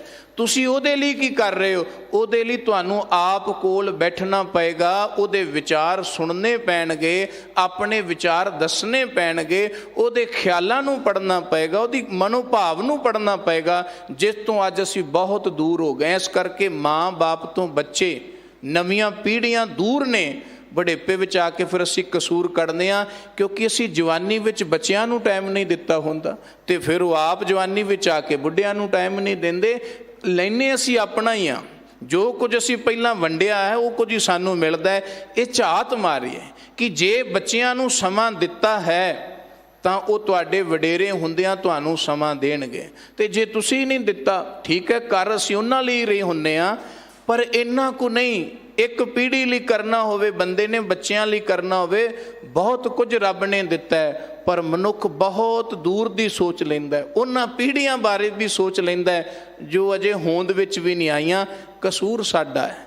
ਪੰਛੀ ਜੀਵ ਆਪਣੇ ਬੱਚਿਆਂ ਤੱਕ ਸੀਮਤ ਨੇ, ਉਹਨਾਂ ਦਾ ਧਿਆਨ ਰੱਖਦੇ ਨੇ, ਉਹਨਾਂ ਨੂੰ ਪਿਆਰ ਕਰਦੇ ਨੇ, ਉਹਨਾਂ ਨੂੰ ਮੁਹੱਬਤ ਕਰਦੇ ਨੇ, ਇਸ ਕਰਕੇ ਉਹਨਾਂ ਕੋਲ ਕੋਈ ਭਾਸ਼ਾ ਨਹੀਂ, ਕੋਈ ਸੰਕੇਤ ਨਹੀਂ ਬਹੁਤੇ, ਫਿਰ ਵੀ ਆਪਸ ਵਿੱਚ ਕਿੰਨੇ ਜੁੜੇ ਹੁੰਦੇ ਨੇ। ਸਾਡੇ ਕੋਲ ਇੰਨੇ ਵਸੀਲੇ ਨੇ, ਮਨੁੱਖ ਮਨੁੱਖ ਤੋਂ ਦੂਰ ਹੋ ਗਿਆ। ਕਿੰਨੀ ਤਰਾਸਦੀ ਹੈ ਸਾਡੀ, ਕਿੱਡਾ ਦੁਖਾਂਤ ਹੈ ਕਿ ਜਿੰਨੇ ਵਸੀਲੇ ਮਨੁੱਖ ਨੇ ਅਖਤਿਆਰ ਕੀਤੇ ਨੇ ਨਾ, ਉਹ ਸਾਰੇ ਕੀਤੇ ਇਸ ਭਾਵਨਾ ਨਾਲ ਸੀ ਕਿ ਬੰਦਾ ਬੰਦੇ ਨਾਲ ਜੁੜ ਜਾਏ, ਪਰ ਉਹ ਵਸੀਲੇ ਇੰਨੇ ਭਿਆਨਕ ਹੋ ਗਏ ਕਿ ਉਹਨਾਂ ਨੇ ਬੰਦਿਆਂ ਨੂੰ ਬੰਦਿਆਂ ਤੋਂ ਦੂਰ ਕਰ ਦਿੱਤਾ, ਕੌਮਾਂ ਨੂੰ ਕੌਮਾਂ ਤੋਂ ਦੂਰ ਕਰ ਦਿੱਤਾ। ਉਹਨਾਂ ਵਸੀਲਿਆਂ ਨੇ ਜਿਹੜੇ ਇਸ ਆਸ ਨਾਲ ਧਾਰਨ ਕੀਤੇ ਗਏ ਸਨ ਕਿ ਇਹ ਮਨੁੱਖ ਨੂੰ ਆਪਸ ਵਿੱਚ ਜੋੜਨਗੇ, ਮਨੁੱਖ ਨੂੰ ਸਿਰ ਜੋੜਨ ਦਾ ਸਮਾਂ ਮਿਲੇਗਾ, ਪਰ ਗੁਰੂ ਸਾਹਿਬ ਨੇ ਕਿਹਾ ਉਹ ਇੱਕੋ ਵਸੀਲਾ ਹੈ, ਉਹ ਹੈ ਰੱਬ ਦੇ ਪਿਆਰਿਆਂ ਦੇ ਪਾਸ ਬੈਠਣਾ, ਗੁਰੂ ਦੀ ਸੋਬਤ ਵਿੱਚ ਬੈਠਣਾ, ਗੁਰੂ ਦੀ ਸੰਗਤ ਵਿੱਚ ਬੈਠਣਾ। ਅਸੀਂ ਇਹ ਵਸੀਲਾ ਤਿਆਗ ਦਿੱਤਾ ਹੈ ਤੇ ਬਾਕੀ ਜੋ ਕੁਝ ਮਰਜ਼ੀ ਚੁੱਕੀ ਫਿਰੀ, ਉਹਦੇ ਨਾਲ ਕੀ ਫਾਇਦਾ ਹੋਣਾ। ਇਸ ਕਰਕੇ ਦਾਤਾਰ ਜੀ ਨੇ ਬਚਨ ਕੀਤੇ, ਹੇ ਜੀਵ ਪਹਿਲਾਂ ਤੇ ਇਹ ਮੰਨ ਵੀ ਤੂੰ ਕਰਤਾ ਨਹੀਂ, ਤੂੰ ਉਦਮ ਵਿਅਰਥ ਨਾ ਚਿਤਵ, ਕਾਹੇ ਰੇ ਮਨ ਚਿਤਵਹਿ ਉਦਮ, ਜਾ ਆਹਰ ਹਰ ਜੀਉ ਭਰਿਆ, ਕਿ ਤੇਰੇ ਆਹਾਰ ਦਾ ਪ੍ਰਬੰਧ ਕਰਨ ਲਈ ਰੱਬ ਆਪ ਕਰ ਰਿਹਾ ਸਾਰਾ ਕੁਝ। ਉਹਨੇ ਕੀਤਾ ਪਹਿਲਾਂ ਵੀ ਤੇ ਅੱਗੇ ਵੀ ਕਰਦਾ ਰਹੇਗਾ। ਜੇ ਤੈਨੂੰ ਪੇਟ ਵਿੱਚ ਦਿੱਤਾ ਹੈ ਤੇ ਧਰਤੀ ਤੇ ਨਾ ਦੇਗਾ। ਗੁਰੂ ਗੋਬਿੰਦ ਸਿੰਘ ਮਹਾਰਾਜ ਜੀ ਦੇ ਬਚਨ ਪੜ੍ਹੋ, ਦੀਨਨ ਕੀ ਪ੍ਰਤਪਾਲ ਕਰੈ, ਨਿਤ ਸੰਤ ਉਬਾਰ ਗਨੀਮਨ ਗਾਰੈ, ਪਛ ਪਸ਼ੂ ਨਗ ਨਾਗ ਨਿਰਾਦਪ, ਸਰਬ ਸਭੈ ਸਭ ਕੋ ਪ੍ਰਤਪਾਰੈ, ਪੋਖਤ ਹੈ ਜਲ ਮੈਂ ਥਲ ਮੈਂ ਪਲ ਮੈਂ, ਕਲ ਕੇ ਨਹੀਂ ਕਰਮ ਵਿਚਾਰੈ। ਕਹਿੰਦੇ ਦੀਨਾਂ ਦੀ ਪ੍ਰਤਪਾਲਨਾ ਕਰਦਾ, ਆਪਣਿਆਂ ਦੀ ਰੱਖਿਆ ਕਰਦਾ। ਗਨੀਮਤ ਕਹਿੰਦੇ ਜਿਹੜੇ ਲੁਟੇਰੇ ਲੁੱਟਣ ਵਾਲੇ ਜ਼ਾਲਮ ਹੁੰਦੇ ਨੇ, ਉਹਨਾਂ ਨੂੰ ਗਾਰੈ, ਸਾੜ ਦਿੰਦਾ, ਉਹਨਾਂ ਦਾ ਨਾਸ ਕਰ ਦਿੰਦਾ, ਜਿਹੜੇ ਦੂਜਿਆਂ ਦੀ ਕਿਰਤ ਤੇ ਪਲਦੇ ਨੇ। ਗਨੀਮਤ ਗਾਰੈ, ਪਛ ਪੰਛੀਆਂ ਨੂੰ ਕਿਹਾ ਗਿਆ, ਪਸ਼ੂਆਂ ਨੂੰ ਕਿਹਾ ਗਿਆ, ਨਗ ਦਾ ਅਰਥ ਇੱਥੇ ਸੱਪ ਨਹੀਂ, ਉਹ ਨਾਗ ਦਾ ਅਰਥ ਹੈ ਸੱਪ। ਨਗ ਦਾ ਅਰਥ ਹੈ ਪੱਥਰਾਂ ਵਿੱਚ, ਪੱਥਰਾਂ ਦੀ ਵੀ ਪ੍ਰਤਪਾਲਨਾ ਕਰਦਾ। ਜਿਵੇਂ ਅਸੀਂ ਕਹਿੰਦੇ ਵੀ ਕਿਸੇ ਨੇ ਨਗ ਪਾਇਆ, ਨਗ ਨਾਮ ਪੱਥਰ ਦਾ ਹੀ ਹੈ, ਕੀਮਤੀ ਪੱਥਰ, ਰੰਗਦਾਰ ਪੱਥਰ। ਕਹਿੰਦੇ ਪਸ਼ੂਆਂ ਨੂੰ, ਪੰਛੀਆਂ ਨੂੰ, ਪਹਾੜਾਂ ਨੂੰ, ਨਾਗਾਂ ਨੂੰ, ਸਾਰਿਆਂ ਨੂੰ ਪ੍ਰਤਪਾਲਦਾ ਹੈ। ਦੋਖਣ ਦੇਖਤ ਹੈ ਪਰ ਦੇਤ ਨਾ ਹਾਰੈ। ਕਹਿੰਦੇ ਏਡਾ ਵੱਡਾ ਦਿਆਲ ਹੈ, ਬੰਦਾ ਬੰਦੇ ਦਾ ਦਾਤਾ ਹੋਵੇ ਨਾ, ਉਹਨੂੰ ਪਤਾ ਲੱਗ ਜੇ ਵੀ ਮੇਰੀ ਪਿੱਠ ਪਿੱਛੇ ਨਿੰਦਿਆ ਕਰਦਾ ਪਿਆ, ਤੇ ਅਗਲੇ ਦਿਨ ਬੰਦਾ ਉਹਨੂੰ ਕੰਮ ਨਹੀਂ ਦਿੰਦਾ ਵੀ ਮੇਰੀ ਨਿੰਦਿਆ ਕਰਦਾ। ਹਾਲਾਂਕਿ ਕੰਮ ਕਰਕੇ ਬੰਦਾ ਰੋਟੀ ਖਾਂਦਾ, ਪਰ ਉਹਨੂੰ ਇੰਨਾ ਪਤਾ ਲੱਗ ਜੇ ਵੀ ਮੇਰੇ ਥੱਲੇ ਕੰਮ ਕਰਦਾ, ਕੰਮ ਦਾ ਹਰਜਰਾਨਾ ਲੈਂਦਾ, ਪਰ ਮੇਰੀ ਨਿੰਦਿਆ ਕਰਦਾ, ਬੰਦਾ ਅਗਲੇ ਦਿਨ ਉਹਨੂੰ ਆਪਣੇ ਘਰ, ਆਪਣੇ ਦਫ਼ਤਰ ਵਿੱਚ ਵੜਨ ਨਹੀਂ ਦਿੰਦਾ। ਤੇ ਗੁਰੂ ਸਾਹਿਬ ਕਹਿੰਦੇ ਵੇਖੋ ਇੰਨੀ ਕੁ ਦੁਨੀਆ ਹੈ, ਸਾਰੇ ਕੋਈ ਰੱਬ ਥੋੜ੍ਹਾ ਕਰਦੇ ਨੇ। ਬਹੁਤ ਐਸੇ ਨੇ ਜਿਹੜੇ ਰੱਬ ਨੂੰ ਉਲਾਮੇ ਦਿੰਦੇ ਨੇ, ਬਹੁਤ ਐਸੇ ਨੇ ਜਿਹੜੀ ਉਹਦੀ ਹੋਂਦ ਤੋਂ ਹੀ ਮੁਨਕਰ ਨੇ। ਪਰ ਗੁਰੂ ਸਾਹਿਬ ਨੇ ਕਿਤਨੇ ਕਮਾਲ ਦੇ ਬਚਨ ਕਹੇ, ਕਹਿੰਦੇ ਦੋਖਣ ਦੇਖਤ ਹੈ, ਦੋਖੀਆਂ ਦੇ ਦੋਖ ਵੀ ਦੇਖਦਾ ਪਰ ਦੇਤ ਨਾ ਹਾਰੋ। ਐਡਾ ਦਿਆਲ ਹੈ ਕਿਉਂਕਿ ਉਹ ਨਿਰਵੈਰ ਹੈ, ਉਹਨਾਂ ਨੂੰ ਵੀ ਦਿੰਦਾ, ਭਗਤਾਂ ਨੂੰ, ਪਿਆਰਿਆਂ ਨੂੰ ਤੇ ਉਹਨੇ ਦੇਣਾ ਹੀ ਦੇਣਾ ਨਾ। ਉਹ ਦੋਖੀਆਂ ਨੂੰ ਵੀ ਦਿੰਦਾ, ਜਿਹੜੇ ਉਹਦਾ ਜਸ ਨਹੀਂ ਕਰਦੇ, ਉਹਦੀ ਕੀਰਤੀ ਨਹੀਂ ਕਰਦੇ, ਰੱਬ ਤਾਂ ਉਹਨਾਂ ਨੂੰ ਵੀ ਦਿੰਦਾ। ਫਿਰ ਕਹਿੰਦੇ ਜਾ ਆਹਰ ਹਰ ਜੀਉ ਭਰਿਆ, ਉਹ ਤੇਰੇ ਆਹਰ ਵਿੱਚ ਆਪ ਲੱਗਾ ਹੋਇਆ, ਤੇਰੀ ਚਿੰਤਾ ਹੈ ਉਹਨੂੰ, ਨਾ ਕਰ ਚਿੰਤਾ ਹੈ ਕਰਤੇ। ਕਹਿੰਦੇ ਤੇਰੀ ਚਿੰਤਾ ਉਹਨੂੰ ਹੈ ਕਿਉਂਕਿ ਤੂੰ ਉਹਦਾ ਪੁੱਤਰ ਹੈ। ਅਸੀਂ ਰੱਬ ਦੀ ਸੰਤਾਨ ਆ, ਤੇ ਮਾਂ ਬਾਪ ਨੂੰ ਬੱਚਿਆਂ ਦੀ ਕਿੰਨੀ ਚਿੰਤਾ ਹੁੰਦੀ, ਉਹਨਾਂ ਦੇ ਆਹਾਰ ਦੀ, ਪਹਿਰਨ ਦੀ, ਜਿੰਨਾ ਚਿਰ ਉਹ ਅਭੋਲ ਨੇ, ਜਿੰਨਾ ਚਿਰ ਉਹ ਸਮਝਣ ਯੋਗ ਨਹੀਂ। ਇਸ ਕਰਕੇ ਦਾਤਾ ਨੇ ਕਿਹਾ ਅਭੋਲ ਭਗਤ ਬਣ ਕੇ ਰੱਬ ਨੂੰ ਸਮਰਪਿਤ ਹੋ ਜਾ, ਫਿਰ ਤੈਨੂੰ ਕੁਝ ਹੋਰ ਕਰਨ ਦੀ ਬਹੁਤੀ ਲੋੜ ਨਹੀਂ ਪਏਗੀ। ਆਪ ਮੁਹਾਰੇ ਦਾਤਾਂ ਤੇਰੇ ਪਾਸ ਹੋਣਗੀਆਂ। ਇਹ ਹਕੀਕਤ ਹੈ। ਜੋ ਪਰਮਾਤਮਾ ਦੇ ਪਿਆਰੇ ਬਣ ਜਾਂਦੇ ਨੇ ਨਾ, ਗੁਰੂ ਸਾਹਿਬ ਜੀ ਦੀ ਬਾਣੀ ਵਿੱਚ ਇੱਕ ਬਚਨ ਹੁੰਦਾ ਹੈ ਕਿ ਜਿਨ੍ਹਾਂ ਨੇ ਪਰਮਾਤਮਾ ਨੂੰ ਅਰਾਧਿਆ, ਉਹਨਾਂ ਦੀ ਪਰਮਾਤਮਾ ਆਪ ਸਾਰੀਆਂ ਕਾਮਨਾਵਾਂ ਪੂਰੀਆਂ ਕਰਦਾ ਹੈ। ਅਚਿੰਤ ਕੰਮ ਕਰੈ ਪ੍ਰਭ ਤਿਨ ਕੇ ਜਿਨ ਹਰਿ ਕਾ ਨਾਮ ਪਿਆਰਾ। ਕਹਿੰਦੇ ਜਿਨ੍ਹਾਂ ਨੂੰ ਹਰੀ ਪਿਆਰਾ ਲੱਗ ਗਿਆ ਨਾ, ਹਰੀ ਤੋਂ ਬਿਨਾਂ ਕਿਸੇ ਹੋਰ ਨੂੰ ਨਹੀਂ ਦੇਖਦੇ, ਉਹਨਾਂ ਦੇ ਜਿਹੜੇ ਉਹਨਾਂ ਦੇ ਚੇਤੇ ਵਿੱਚ ਵੀ ਨਹੀਂ ਹੁੰਦੇ ਪਰਮਾਤਮਾ, ਉਹ ਵੀ ਕਰਮ ਸਵਾਰ ਦਿੰਦਾ ਹੈ। ਕਿਉਂਕਿ ਜਾਂ ਆਹਰ ਹਰ ਜੀਉ ਭਰਿਆ, ਉਹ ਸਾਡੇ ਆਹਾਰ ਵਿੱਚ ਆਪ ਲੱਗਾ ਹੈ। ਅਸੀਂ ਕਿਹੜੇ ਆਹਾਰ ਵਿੱਚ ਲੱਗਣਾ ਹੈ, ਅਸੀਂ ਉਹਨੂੰ ਧਿਆਣਾ ਹੈ, ਉਹਦਾ ਸ਼ੁਕਰਾਨਾ ਕਰਨਾ ਹੈ। ਪਰ ਮਨੁੱਖ ਕਰਦਾ ਕੀ ਹੈ, ਪੰਚਮ ਪਾਤਸ਼ਾਹ ਦਾ ਇੱਕ ਬਚਨ ਹੁੰਦਾ, ਆਹਰ ਸਭ ਕਰਦਾ ਫਿਰੈ ਆਹਰ ਇੱਕ ਨਾ ਹੋਏ, ਜਿਤ ਆਹਰ ਜਗ ਉਧਰੈ ਵਿਰਲਾ ਬੁੱਝੈ ਕੋਏ। ਕਹਿੰਦੇ ਬਾਕੀ ਕੰਮ ਤਾਂ ਬੰਦਾ ਸਾਰੇ ਕਰਦਾ ਹੈ, ਪਰ ਇੱਕ ਆਹਰ ਨਹੀਂ ਕਰਦਾ। ਕਿਹੜਾ ਆਹਰ? ਜਿਸ ਆਹਰ ਜਿਸ ਕਰਮ ਦੇ ਕੀਤਿਆਂ ਜੀਵਨ ਸਫਲਾ ਹੋਣਾ, ਕੁਲਾਂ ਨੇ ਸਫਲਾ ਹੋਣਾ, ਪੀੜ੍ਹੀਆਂ ਨੇ ਸਫਲਾ ਹੋਣਾ, ਉਹ ਨਹੀਂ ਕਰਦਾ। ਕਰਮ ਉਹ ਕਰ ਰਹੇ ਆ ਜਿਹਦੇ ਨਾਲ ਪੀੜ੍ਹੀਆਂ ਨੇ ਗਲ ਜਾਣਾ, ਨਾਸ ਹੋ ਜਾਣਾ ਸਾਡੀਆਂ ਪੀੜ੍ਹੀਆਂ ਦਾ, ਜਿਹੜੇ ਕਰਮ ਅਸੀਂ ਸੰਸਾਰ ਦੇ ਵਿੱਚ ਮੰਦੇ ਕਰ ਰਹੇ ਹਾਂ। ਪਰ ਜਿਸ ਕਰਮ ਨੇ ਪੀੜ੍ਹੀਆਂ ਨੂੰ ਸੁਰਜੀਤ ਕਰਨਾ, ਅਸੀਂ ਉਸ ਕਰਮ ਨੂੰ ਭੁਲਾਇਆ ਹੋਇਆ ਹੈ। ਆਹਰ ਇੱਕ ਨਾ ਹੋਏ, ਜਿਤ ਆਹਰ ਜਗ ਉਧਰੈ। ਕਹਿੰਦੇ ਜਿਸ ਕੰਮ ਨੂੰ ਕੀਤਿਆਂ ਸੰਸਾਰ ਦਾ ਭਲਾ ਹੋਣਾ, ਉਹ ਕੋਈ ਰੱਬ ਦਾ ਪਿਆਰਾ ਸਤ ਸੰਗੀ ਵਿਰਲਾ ਹੀ ਜਾਣਦਾ ਹੈ। ਜਾਂ ਆਹਰ ਹਰ ਜਿਉ ਪਰਿਆ। ਕਿਵੇਂ ਪਰਿਆ? ਸਭ ਪਾਸੇ ਦਾਤਾ ਜੀ ਕਹਿੰਦੇ ਸੈਲ ਪੱਥਰ ਮੈਂ ਜੰਤੁ ਪਾਏ। ਪੱਥਰਾਂ ਵਿੱਚ, ਪਹਾੜਾਂ ਵਿੱਚ ਪਰਮਾਤਮਾ ਨੇ ਜਨਤਾ ਨੂੰ ਪੈਦਾ ਕੀਤਾ ਹੋਇਆ, ਉਹਨਾਂ ਦੀ ਰੋਜ਼ੀ ਦਾ ਪ੍ਰਬੰਧ ਉੱਥੇ ਹੈ। ਪਾਖਨ ਕੀਟ ਗੁਪਤ ਹੋਏ ਰਹਿਤਾ, ਤਾਚੋ ਮਾਰਗ ਨਾਹੀ। ਭਗਤ ਧੰਨਾ ਜੀ ਕਹਿੰਦੇ ਉੱਥੇ ਕੋਈ ਰਾਹ ਨਹੀਂ, ਕੋਈ ਬਾਜ਼ਾਰ ਨਹੀਂ ਲੱਗੇ, ਕੋਈ ਮੰਡੀਆਂ ਨਹੀਂ ਲੱਗੀਆਂ, ਪਰ ਸੈਲ ਪੱਥਰ ਮੈਂ ਜੰਤ ਉਪਾਏ। ਉੱਥੇ ਵੀ ਜਨਤਾ ਨੂੰ ਪੈਦਾ ਕਰਦਾ, ਤਾਕਾ ਰਿਜਕ ਆਗੈ ਕਰ ਧਰਿਆ। ਪੈਦਾ ਕਰਨ ਤੋਂ ਪਹਿਲਾਂ ਰਿਜਕ, ਕਿੱਡੀ ਪਰਮਾਤਮਾ ਦੀ ਰਹਿਮਤ ਹੈ, ਉਹਨੇ ਪੈਦਾ ਕਰਨ ਤੋਂ ਪਹਿਲਾਂ ਰਿਜਕ ਪੈਦਾ ਕੀਤਾ। ਅਸੀਂ ਸਾਰੇ ਜਾਣਦੇ ਹਾਂ, ਪਰਿਵਾਰਾਂ ਵਾਲੇ ਹਾਂ, ਅਤੇ ਅਜੇ ਬੱਚੇ ਦੀ ਆਮਦ ਨਹੀਂ ਹੁੰਦੀ ਤੇ ਮਾਂ ਦੇ ਪਾਸ ਪਹਿਲਾਂ ਰੱਬ ਦੀ ਨਿਆਮਤ ਦੁੱਧ ਆ ਜਾਂਦੀ ਹੈ। ਜੇ ਬੱਚੇ ਦੀ ਆਮਦ ਨਹੀਂ ਹੋਈ, ਪਰ ਬੱਚੇ ਲਈ ਆਹਰ ਪਹਿਲਾਂ ਮਾਂ ਦੇ ਕੋਲ ਆ ਜਾਂਦਾ ਹੈ।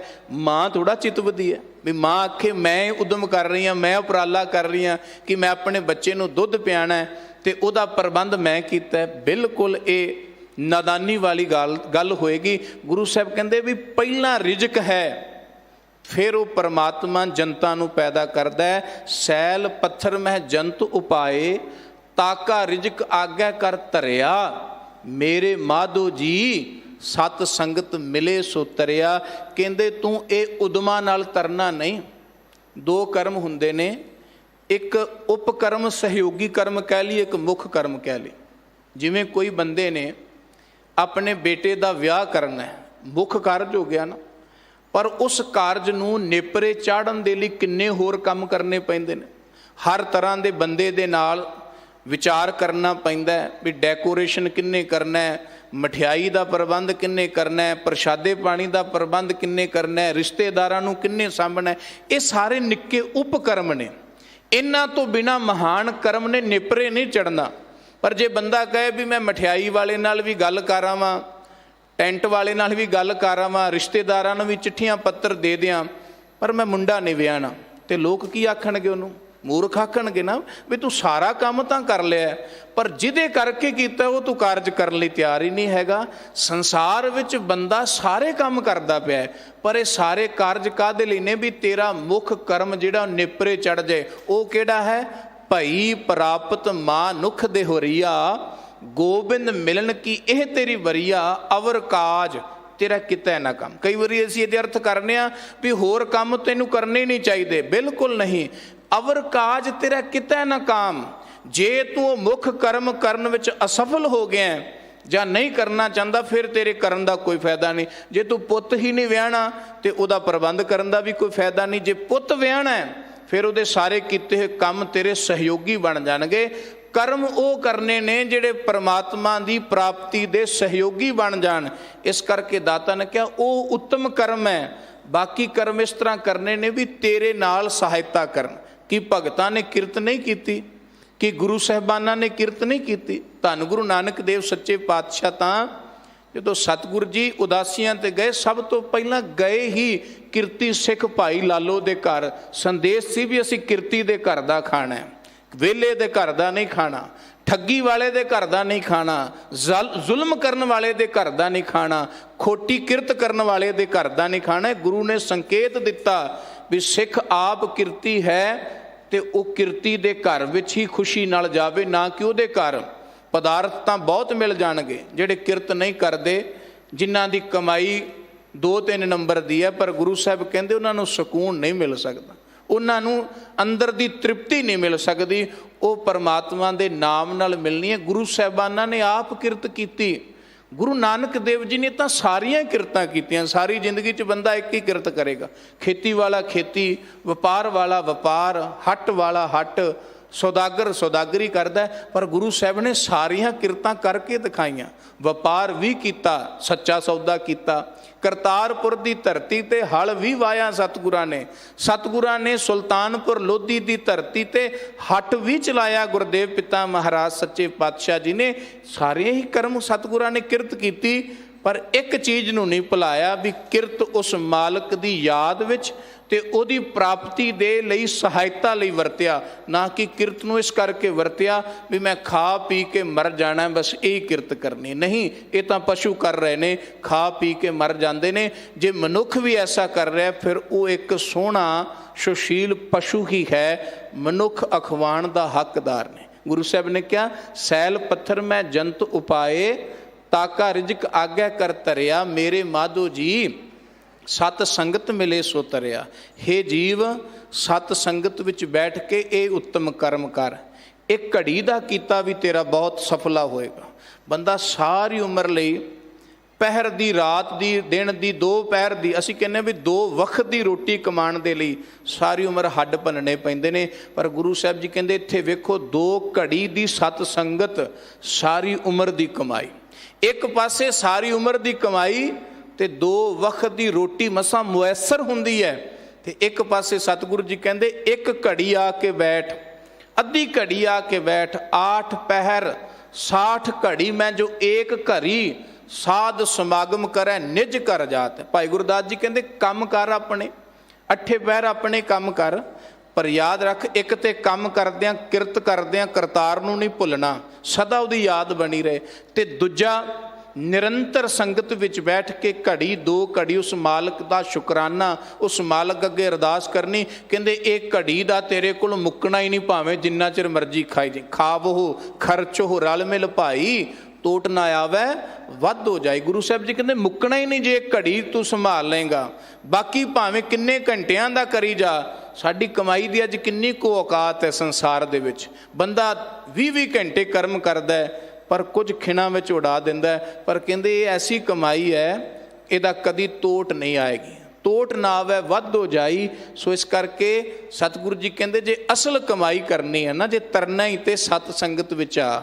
ਮੇਰੇ ਮਾਧੋ ਜੀ ਸਤ ਸੰਗਤ ਮਿਲੇ ਸੋ ਤਰਿਆ, ਗੁਰ ਪ੍ਰਸਾਦ ਪਰਮ ਪਦ ਪਾਇਆ। ਗੁਰੂ ਦੀ ਕਿਰਪਾ ਦੇ ਨਾਲ ਉਹ ਅਵਸਥਾ, ਪਰਮ ਅਵਸਥਾ ਪ੍ਰਾਪਤ ਹੋ ਜਾਂਦੀ ਹੈ, ਜਿਹਦੇ ਵਿੱਚ ਸੂਕੇ ਕਾਸਟ ਹਰਿਆ, ਸੁੱਕੇ ਮਨ, ਲੱਕੜ ਵਰਗੇ ਕਠੋਰ ਮਨ ਵੀ ਹਰੇ ਹੋ ਜਾਂਦੇ ਨੇ, ਦਰਵ ਜਾਂਦੇ ਨੇ, ਕੋਮਲ ਹੋ ਜਾਂਦੇ ਨੇ ਜਦੋਂ ਉਹ ਸਤ ਸੰਗਤ ਵਿੱਚ ਆ ਜਾਂਦੇ ਨੇ। ਇਤਿਹਾਸ ਗਵਾਹ ਹੈ, ਐਸੇ ਐਸੇ ਲੋਕ ਜਿਨ੍ਹਾਂ ਦਾ ਹਿਰਦਾ ਪੱਥਰ ਵਰਗਾ ਸੀ, ਕਠੋਰ ਸਨ, ਪਰ ਜਦੋਂ ਗੁਰੂ ਦੀ ਸ਼ਰਨ ਵਿੱਚ ਆਏ, ਗੁਰੂ ਦੀ ਸੰਗਤ ਵਿੱਚ ਆਏ, ਉਹ ਦਰਵ ਗਏ, ਉਹ ਨਿਰਮਲ ਹੋ ਗਏ, ਕਿਉਂਕਿ ਉਹਨਾਂ ਦੀ ਕਿਰਤ ਵਿੱਚ ਸਤਿਗੁਰਾਂ ਨੇ ਸੁਧਾਰ ਲਿਆ। ਤਾਂ ਇੱਕ ਸਾਖੀ ਕਵਾਂ, ਧੰਨ ਗੁਰੂ ਅਰਜਨ ਦੇਵ ਸੱਚੇ ਪਾਤਸ਼ਾਹ ਕੋਲ ਨਾ ਭਾਈ ਬੋੜ ਜੀ ਆਏ।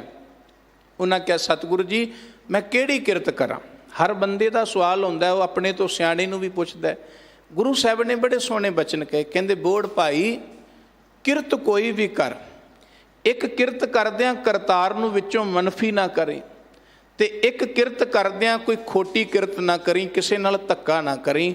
ਜਾਂ ਕੋਈ ਵੀ ਕਿਰਤ ਕਰ, ਰੱਬ ਤੇਰੀ ਕਿਰਤ ਨੂੰ ਹੀ ਬੰਦਗੀ ਬਣਾ ਦੇਗਾ। ਉੱਥੇ ਭਾਈ ਸਾਹਿਬ ਭਾਈ ਸੰਤੋਖ ਸਿੰਘ ਜੀ ਨੇ ਬਚਨ ਕਿਹਾ, ਜਦੋਂ ਗੁਰੂ ਸਾਹਿਬ ਨੇ ਬਚਨ ਸੁਣੇ ਨਾ, ਸੁਣ ਗੁਰ ਕਹੈ ਕਿਰਤ ਕੋਈ ਕਰੋ। ਗੁਰੂ ਸਾਹਿਬ ਕਿਹਾ ਕੋਈ ਵੀ ਕਿਰਤ ਕਰ, ਪਰ ਉਹਦੇ ਵਿੱਚ ਇੱਕੋ ਧਰਮ ਨਾ ਮਨਫੀ ਹੋਵੇ, ਤੇ ਇੱਕ ਉਹਦੇ ਵਿੱਚ ਕਿਸੇ ਗਰੀਬ ਗਰੀਬੇ ਦਾ ਹੱਕ ਨਾ ਮਾਰਿਆ ਜਾਵੇ, ਉਹਦੇ ਵਿੱਚ ਕਿਸੇ ਨਾਲ ਧੱਕਾ ਨਾ ਕਰੀ। ਜੇ ਇਹ ਕਰਮ ਕਰਦਾ ਤੂੰ, ਫਿਰ ਤਿਸ ਪਾਛੈ ਬਾਂਟ ਪ੍ਰਭੂ ਹਿਤ ਖਾਵੈ, ਤਿਸ ਕੋ ਉਰ ਨਿਰਮਲ ਹੋਏ ਜਾਵੇ। ਗੁਰੂ ਸਾਹਿਬ ਕਹਿੰਦੇ ਇੱਕ ਤਾਂ ਕਿਰਤ ਕਰਨੀ, ਫਿਰ ਉਹਦੇ ਚੋਂ ਵੰਡ ਕੇ ਛਕਣਾ। ਉਸ ਬੰਦੇ ਦੇ ਹਿਰਦੇ ਨੂੰ ਨਿਰਮਲ ਹੋਣ ਤੋਂ ਕੋਈ ਰੋਕ ਨਹੀਂ ਸਕਦਾ। ਜਿਹਦੀ ਕਿਰਤ ਨਿਰਮਲ ਹੈ, ਉਹਦਾ ਮਨ ਨਿਰਮਲ ਹੋਏਗਾ ਹੀ ਹੋਏਗਾ। ਅੱਜ ਸਾਡੀਆਂ ਕਿਰਤਾਂ ਇੰਨੀਆਂ ਮੈਲੀਆਂ ਹੋ ਗਈਆਂ ਨੇ, ਤੇ ਅਸੀਂ ਕਹਿੰਦੇ ਹਾਂ ਵੀ ਮਨ ਨਿਰਮਲ ਹੋ ਜਾਏ। ਕਿਵੇਂ ਹੋ ਜਾਏਗਾ? ਕਿਰਤ ਦਾ ਪ੍ਰਭਾਵ ਮਨ 'ਤੇ ਹੀ ਪੈਣਾ ਨਾ, ਸਾਡੇ 'ਤੇ ਹੀ ਪੈਣਾ, ਸਾਡੇ ਪਰਿਵਾਰਾਂ 'ਤੇ ਪੈਣਾ। ਸਾਡੀ ਕਿਰਤਾਂ ਦਾ ਖਮਿਆਜਾ ਸਾਡੀਆਂ ਪੀੜ੍ਹੀਆਂ ਨੂੰ ਭੁਗਤਣਾ ਪੈਂਦਾ ਹੈ, ਪੈ ਰਿਹਾ ਹੈ। ਇਸ ਕਰਕੇ ਆਪਣੀ ਕਿਰਤ ਨੂੰ ਸਫਲੀ ਕਰੀਏ, ਕਿਰਤ ਨੂੰ ਚੰਗੀ ਕਰੀਏ, ਕਿਰਤ ਨੂੰ ਖਰੀ ਬਣਾਈਏ। ਜਿਹਦੀ ਕਿਰਤ ਚੰਗੀ ਨਹੀਂ, ਉਹਦਾ ਦੇਣਾ ਉਹਨੂੰ ਦੇਣਾ ਹੀ ਪੈਂਦਾ, ਅੱਜ ਦੇਵੇ ਭਾਵੇਂ ਕੱਲ ਦੇਵੇ। ਇਸ ਕਰਕੇ ਦਰਤਾਰ ਨੇ ਕਿਹਾ ਕਿਰਤ ਕੋਈ ਕਰੋ, ਪਰ ਇੱਕ ਕਰਤਾਰ ਮਨਫੀ ਨਾ ਹੋਵੇ ਵਿੱਚੋਂ, ਇੱਕ ਗਰੀਬ ਗਰੀਬੇ ਦਾ ਹੱਕ ਨਾ ਮਾਰਿਆ ਜਾਏ। ਉਹਦੀ ਕਿਰਤ ਕੈਸੀ ਵੀ ਹੋਵੇ, ਪਰਮਾਤਮਾ ਉਹਦੀ ਕਿਰਤ ਤੇ ਤਰੁੱਠੇਗਾ ਤੇ ਉਸ ਕਿਰਤੀ ਸਿੱਖ ਨੂੰ ਗੁਰੂ ਦੇ ਪਰਮੇਸ਼ਵਰ ਦੀ ਰਹਿਮਤ ਦੇ ਨਾਲ ਪਰਮ ਪਦ ਪ੍ਰਾਪਤ ਹੋਏਗਾ। ਉਹ ਥੋੜ੍ਹੀ ਕਿਰਤ ਦੇ ਵਿੱਚ ਹੀ ਸੰਤੋਖੀ ਹੋ ਜਾਏਗਾ, ਥੋੜ੍ਹੇ ਵਿੱਚ ਹੀ ਉਹਨੂੰ ਸੰਤੋਖ ਆਏਗਾ। ਤੇ ਜਿਨ੍ਹਾਂ ਨੇ ਕਿਰਤ ਸਫਲ ਹੀ ਨਹੀਂ ਕੀਤੀ, ਲੱਖਾਂ ਵਾਲੇ ਕਰੋੜਾਂ ਵਾਲੇ, ਦਾਤਾ ਜੀ ਕਹਿੰਦੇ ਵੇਖੋ ਕਿਵੇਂ ਦੁਨੀਆ ਵਿੱਚ ਭੱਜੋ ਭੱਜੀ ਲੱਗੀ ਹੋਈ ਹੈ, ਤਾਹੋ ਤਾਹੀ ਲੱਗੀ ਹੋਈ ਹੈ। ਕਾਰਨ ਕੀ ਹੈ ਕਿ ਸਾਡੀ ਕਿਰਤਾਂ ਵਿੱਚ, ਸਾਡੇ ਕਰਮਾਂ ਵਿੱਚ ਧਰਮ ਨਹੀਂ ਰਿਹਾ। ਤੇ ਜਿਸ ਧਰਮ ਤੇ ਹਰ ਚੀਜ਼ ਵਿੱਚ ਤਾਈਦਾ, ਭਾਵੇਂ ਅਸੀਂ ਰਾਜ ਕਰਨਾ ਹੈ, ਭਾਵੇਂ ਕਿਰਤ ਕਰਨੀ ਹੈ, ਭਾਵੇਂ ਸਮਾਜ ਵਿੱਚ ਰਹਿਣਾ ਹੈ, ਭਾਵੇਂ ਪਰਿਵਾਰ ਵਿੱਚ ਰਹਿਣਾ ਹੈ, ਤੁਸੀਂ ਕਿਤੇ ਵੀ ਰਹਿਣਾ, ਜੇ ਵਿੱਚੋਂ ਧਰਮ ਮਨਫੀ ਹੋ ਗਿਆ, ਧਰਮ ਤੋਂ ਮੁਨਕਰ ਹੋ ਗਏ, ਫਿਰ ਤੁਸੀਂ ਰੱਬ ਦੇ ਪਿਆਰੇ ਅਖਵਾਉਣ ਦੇ ਹੱਕਦਾਰ ਨਹੀਂ, ਫਿਰ ਤੁਸੀਂ ਆਪਣੇ ਜੀਵਨ ਨੂੰ ਸਫਲ ਕਰਵਾਉਣ ਦੇ ਹੱਕਦਾਰ ਨਹੀਂ। ਇਸ ਕਰਕੇ ਆਪਣੇ ਤੋਂ ਲੈ ਕੇ ਪਰਿਵਾਰ, ਸਮਾਜ, ਸੰਸਾਰ, ਜਿੱਥੇ ਵੀ ਮਨੁੱਖ ਜਾਏ ਕਿਰਤ ਕਰੇ। ਕਿਰਤ ਲਈ ਜਾਂਦਾ ਹੈ ਨਾ ਬੰਦਾ, ਨੱਕ ਨੱਥ ਖਸਮ ਹੱਥ, ਕਿਰਤ ਧੱਕੇ ਦੇ, ਜਹਾਂ ਥਾਣੇ ਤਹਾਂ ਖਾਣੇ, ਨਾਨਕਾ ਸੱਚ ਹੈ। ਪਰ ਗੁਰੂ ਸਾਹਿਬ ਜੀ ਕਹਿੰਦੇ ਕਿਰਤ ਕਿਤੇ ਵੀ ਲੈ ਜਾਏ ਤੂੰ ਆਪਣੇ ਅੰਦਰੋਂ ਪਰਮਾਤਮਾ ਨੂੰ ਨਾ ਵਿਸਾਰੀ। ਜਨਨ ਪਿਤਾ ਲੋਕ ਸੁਤ ਬਨਤਾ, ਕੋਏ ਨਾ ਕਿਸ ਕੀ ਤਰਿਆ।